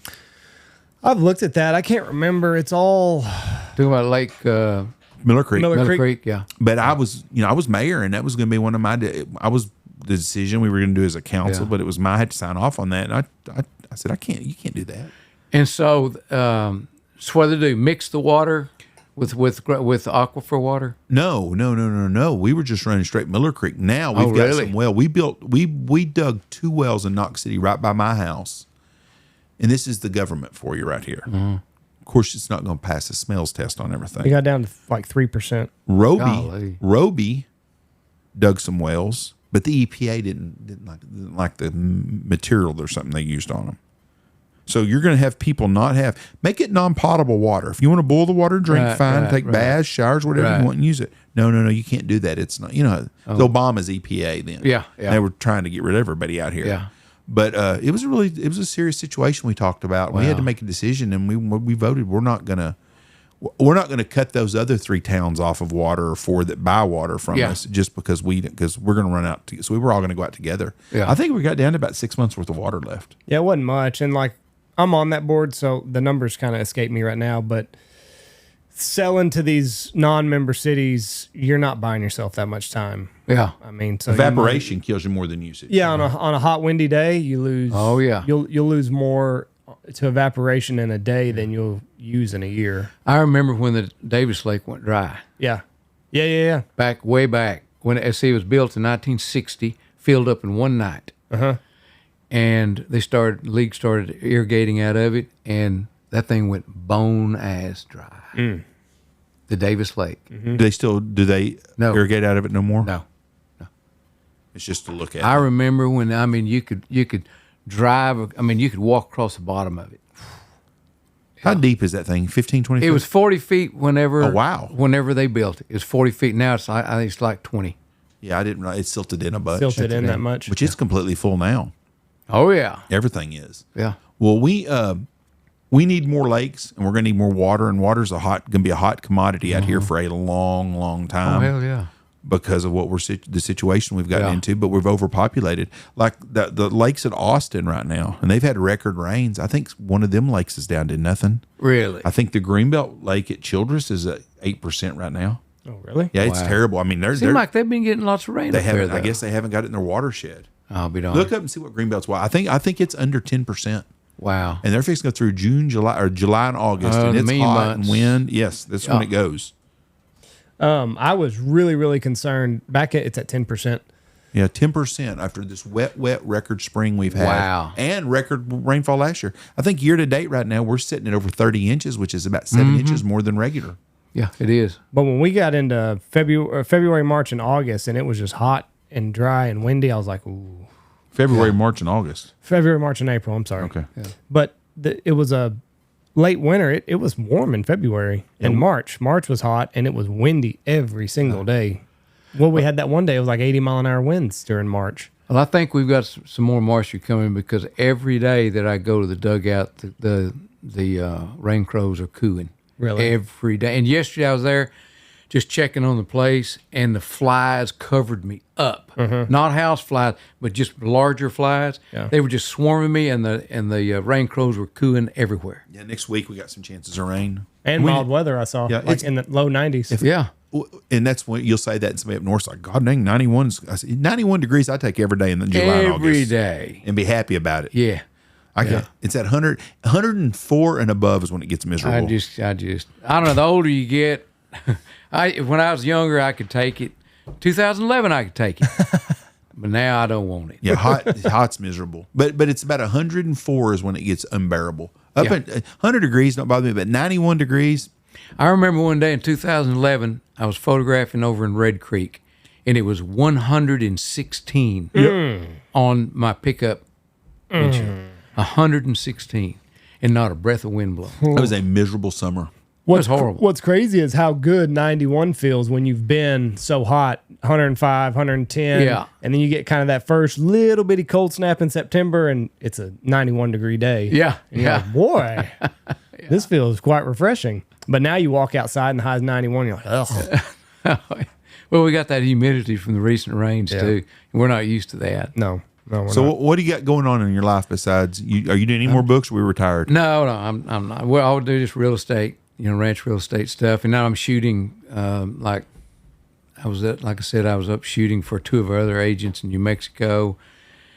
I've got to go tomorrow to Lampasas. I got to go fly in the morning, look for some lost cattle for Pate, and then go to Lampasas tomorrow afternoon and shoot a property over there for one of our agents near Killeen. What about, you do any more for Ford and King Ranch stuff? Or Nope. They don't do any of that anymore? Mm-hmm. Magazines, are we ever going to see them come back, you think? Because I take a magazine called Route 66 now. Yeah. And it's a book just on Route 66, comes out every 3 months. And it's pretty interesting, but I'm old school. And I bought a couple magazines on a flight I was on recently. I bought National Geographic and something else because there was something on both covers of something that interested me. But Jesus Christ, two magazines are $30. And I thought, damn. Yeah. Could have bought a good two Well, good books. it may circle around like, a lot of people now are using film again. That's kind of making a Kodak's happy then. I don't even think Kodak's making film, are they? It's probably Fuji. Fuji? I don't think so. Fuji? Imagine trying to find a Kodak film place to drop it off to. Yeah. I have to, if I shoot film in my Hasselblad, which I hadn't shot in a few years, but I still have film in the refrigerator I can shoot. Bellevue 50 ISO. I send to Denver. There's a place in Denver. That still does it. Still does it, but it's expensive. I bet. Do you remember Life magazine? Oh, yeah. There's a Life magazine from 1971. It's a little town of Buffalo, Kansas, where my dad was at, and they went through town and took a picture of it. And I bought that on eBay not long ago. It took me forever to find it, just because I wanted, because it had meant something to me. Yeah. And had some pictures of the old cafe and diner and stuff there that I probably went to when I was a little kid. But I like stuff like that. Oh, and yeah. America's too busy for that, people today. But everybody used to look at magazines. Oh, absolutely. Comic books. I remember Rick, my brother and I used to get the Sears and Roebuck catalog in the Montgomery Ward. He and I were talking the other day and thought, I wish we'd have kept one of those things. Those things are like, relics now. Yeah. But we'd turn and look at the guns, then we'd go swing over and look at the womenmen's panties. The bras. I knew you was going to say that. That's everybody. Yep. That was their Playboy. That's exactly right. That's exactly right. Yep. That's exactly right. Do you have Playboy? Nope. Saw Montgomery Wards or I mean, Sears a and lineup of Model 70 Winchester, $150, $129.95. I remember one day we were going to pool our money and buy Daddy a 270, Model 70, 270, pre-64.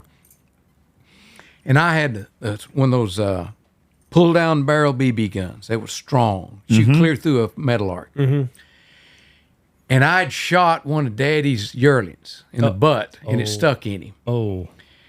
And I remember we were sitting on the cellar door. We had that catalog open. Here come Daddy driving up. Hey, Daddy, we're Rick and I decided we're going to buy you a 270 because we wanted Daddy to have a rifle so bad. And Daddy didn't care anything about a gun, but we wanted him to have a gun. And he said, "Oh, that'd be nice, boy." By the way, me and old Trap, he's a government trapper. He was going to buy my yearling out there, we saw something on him, and Trap looked at him, and there was a BB stuck in him. Trap said, "I'm not going to buy that thing.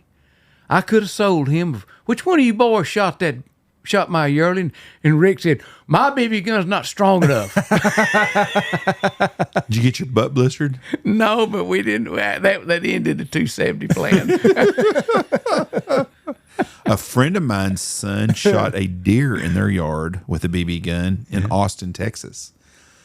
A doe came up, and this has been about 15 years ago. And he told me, he said, "Boy, one day he went out there and my wife, something was stinking. That doe died from that BB gun. She went inside of her and got her intestines and killed her." Really? And he said, "Boy, I had to get on my son's ass about that shit." But he was just shooting it to run them off the flowers and stuff. But it killed the.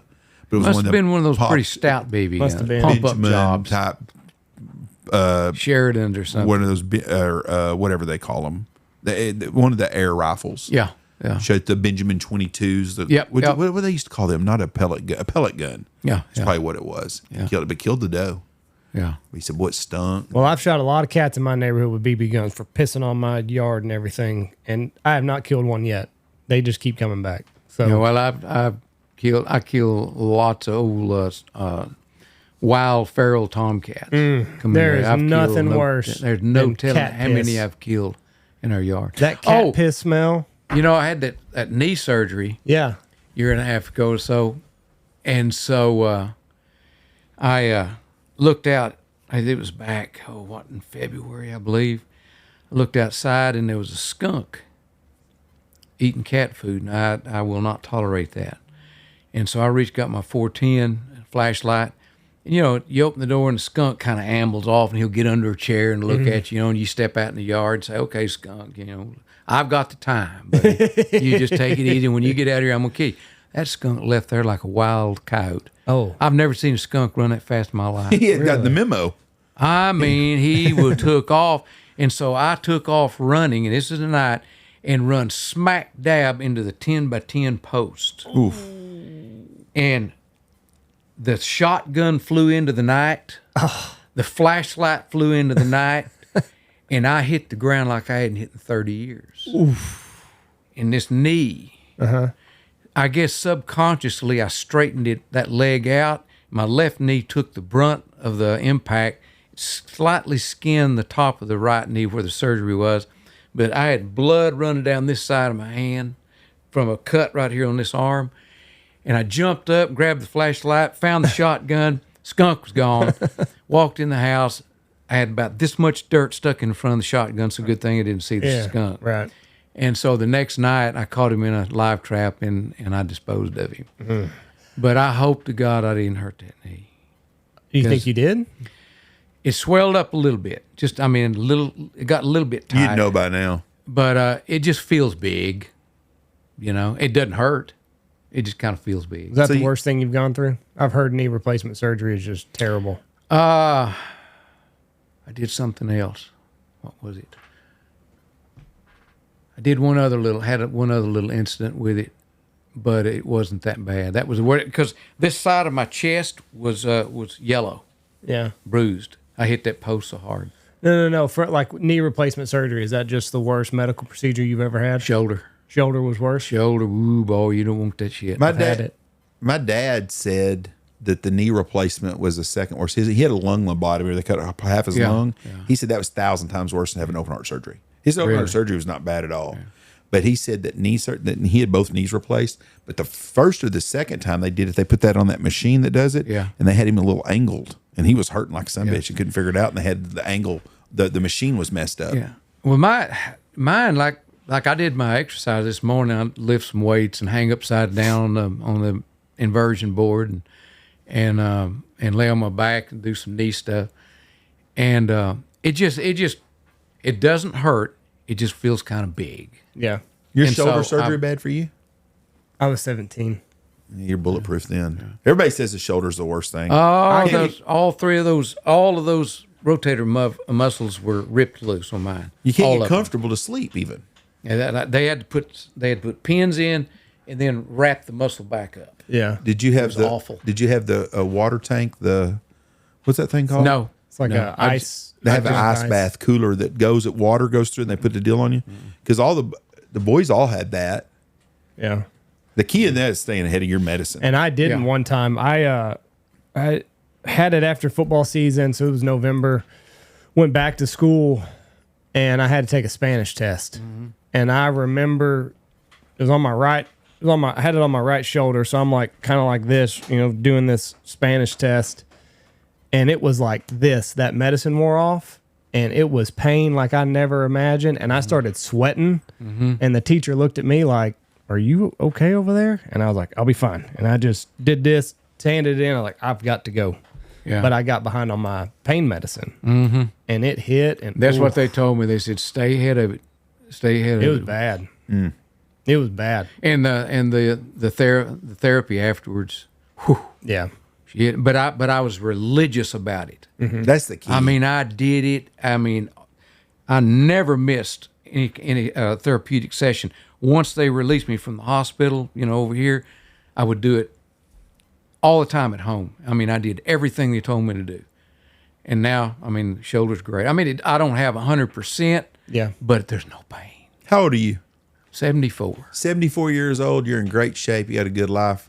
When you see other people sitting, you ever look at somebody else 74 years old and think, God, this sucker's old. Or 64. Yeah. 64. You're like, what the hell? How old's he? Yeah. He's 61. I go, oh, really? we were somewhere the other day and someone said their age was a lady and she was like Michelle's age. And Michelle goes, oh my God. I go, what? She goes, I'm getting old. And I go, why? She goes, she's the same age I am. I said, she don't look like you. I said, my dad used to always say there's nothing uglier than a woman your own age.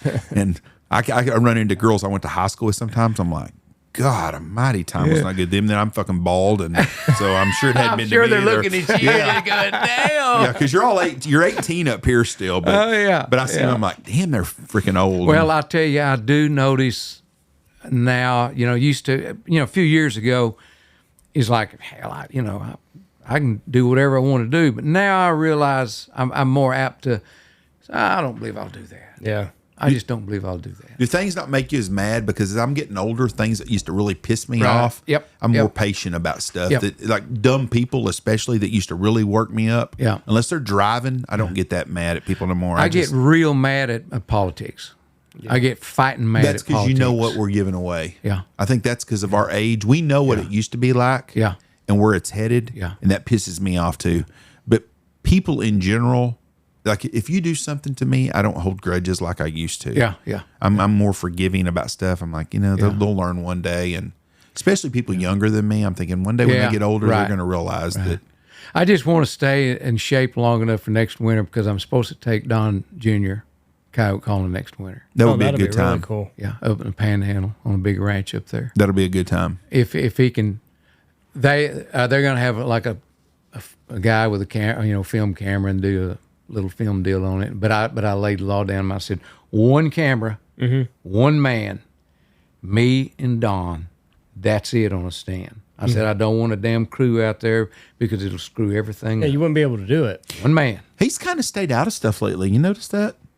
I don't see his stuff like he was to be in the middle of everything all the time, and he don't. I don't think he has aspirations to be a president. No, I really don't. I doubt it. But it used to be all the time. Oh, he'll fall, and I don't. Yeah, I don't see him doing that right now. How many guys could you feasibly get out there? I mean, 3 people. I mean, that's a lot. That's I've done into four a lot. But anytime that you have a camera involved, like whenever Yeti was doing that film on me, I had 3 cameramen. Big cameras. Yeah. We're not talking about little handhold job like this. Yeah. We're talking about those on the shoulder tripods. That was tough. Right. That was real tough. I bet you didn't enjoy all that either, did you? What I found difficult was that there was no script. No script whatsoever. It was just like off the cuff. Yeah, but you're not a scripted guy. That's hard. That's hard. No, I'm not. I do when I did the advertisement for Texas Tech on recruitment video. That was tough because I had to memorize a text. Oh, they had the what do you call them, the teleprompters, but I couldn't see them because it was daylight, and it was all outside. So I had to go over behind a barn or go sit on a hillside and memorize a paragraph at a time. I'm gonna tell you what I heard. And it's all day long.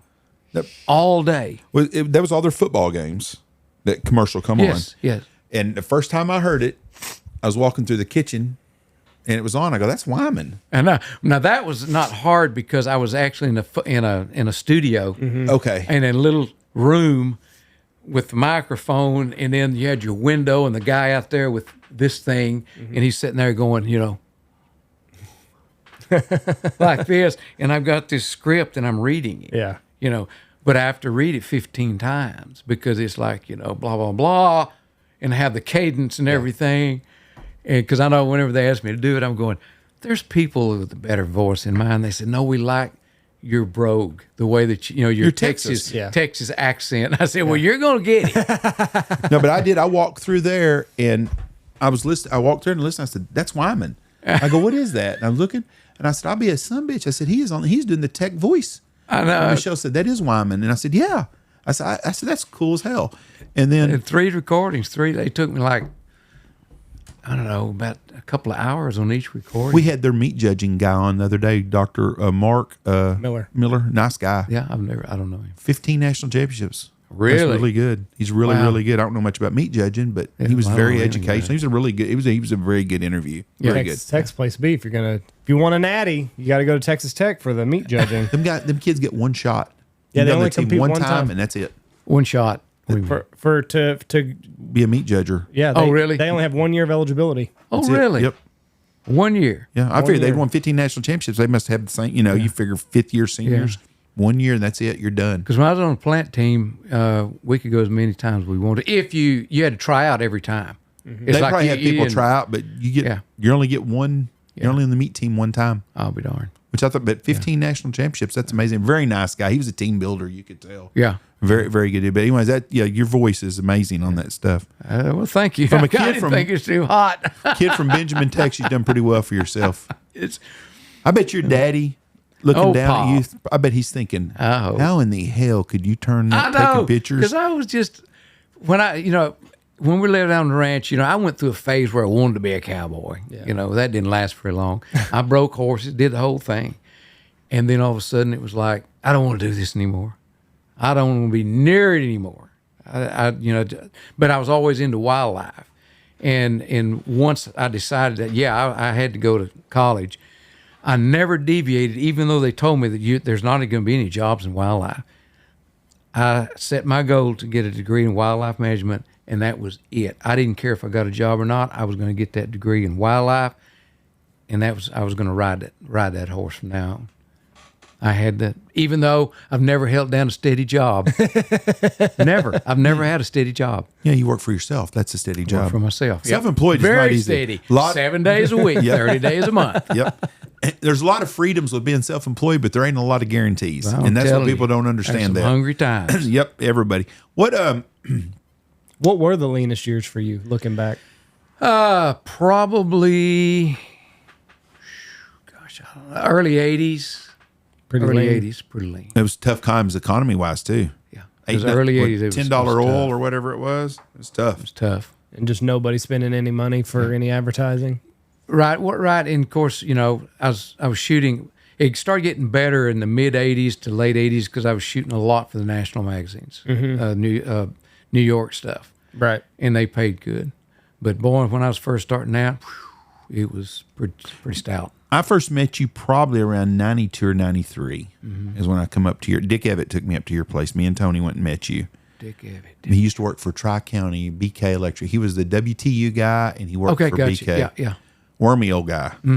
Anyways, he said, I want you to meet Wyman Meinzer, and he took us up. And that's the first time I met you. And you were fixing to go to New York or something then. You were a busy man. Yeah, I went to New York about that time. Yeah. And because I told Tony, I said, that's making a living taking pictures. That's pretty cool. Yeah. We're trying to make a living shooting geese. That's kind of crazy weird. Out of the box stuff. Yeah.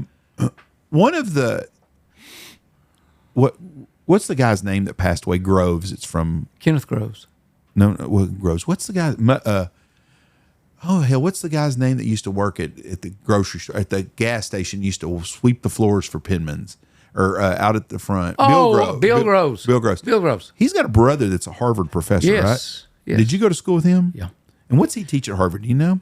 Not with his brother. I went to school with Bill. Okay. So Bill was my age. Okay. What you didn't? His brother. Isn't his Never brother? met his brother. His brother's a Harvard professor. His brother I think. is an Ivy League. I don't know which one, but he's Ivy League. Yeah. And Benjamin, that's crazy. All the stuff that's come out of that little town. I know it. And now Benjamin's famous for one thing: Ranchland. Yeah, Everybody going from absolutely. Dallas stops at Ranch. It's I the told Buc-ee's Ray, of the West. I remember when Ray started building that station. He said, "Man, I don't know, that's going to cost me $1 million, $1.2 million."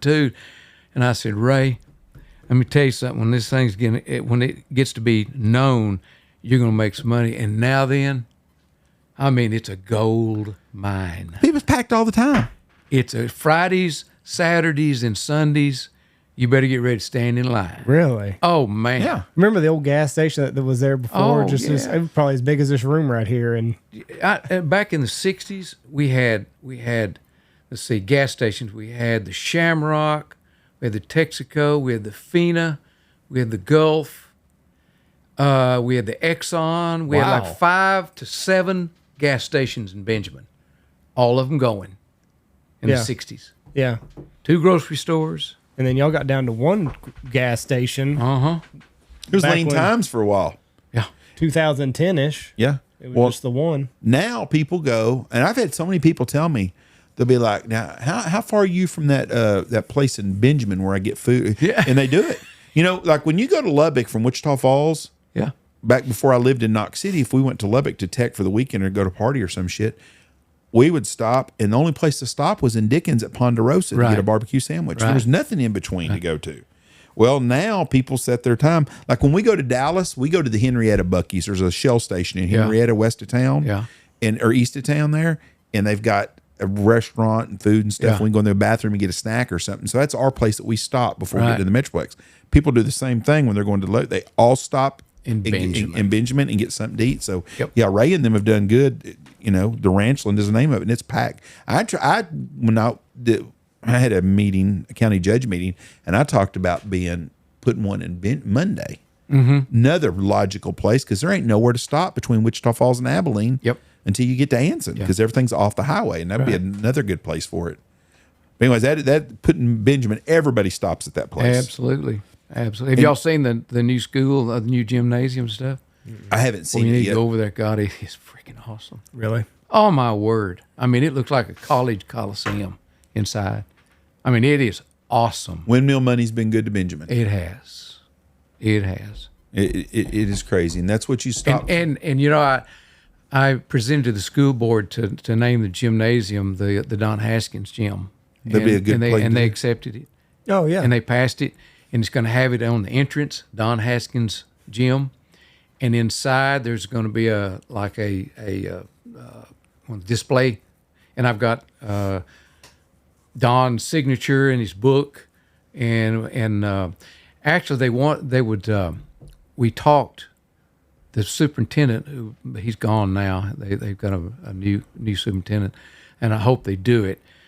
But the photographer has already given permission to let them blow up to life size that photograph of Don Haskins with his arms out, and they named him the Bear, like this. And I've got that photograph, and it was the photographer gave me permission to own it, and I forgot who gave it to me. It might have been Don himself, and so. But anyway, it's gonna be a hellacious place, man. Hellacious gymnasium, incredible. For Benjamin, Texas. Yes. Are they going to have seating in it? That's the biggest Yes, thing. seating, nice seating. I mean, comfortable. I've sat in them. Yeah. Nice seating. Because a lot of these places, they build these big gymnasiums, but they don't think about playoff season. Like you could have a bunch of playoff games here. Oh, if absolutely. you could seat the people. They've got great seating. I mean, all these dressing rooms for the coaches, for the refs, for the girls, weightlifting rooms. It's all I can say is it's awesome. State of the art. And running State of the art. out of kids out here. It's what's crazy about all of us. That's what's scary. Yeah. We are living in the big empty quick. Yeah, It's getting we emptier are. fast. We are. That's nuts. Time's crazy. Yeah. We've been on almost 3 hours. Almost Wyman. 3 hours. Well, Time flies. We appreciate you coming on hey, here, listen, man. thanks Always for a having good me. time. I And always get some laughs. That's great. I like to laugh. we have a good time. So There's probably a Mexican restaurant calling your name. You're a regular down there.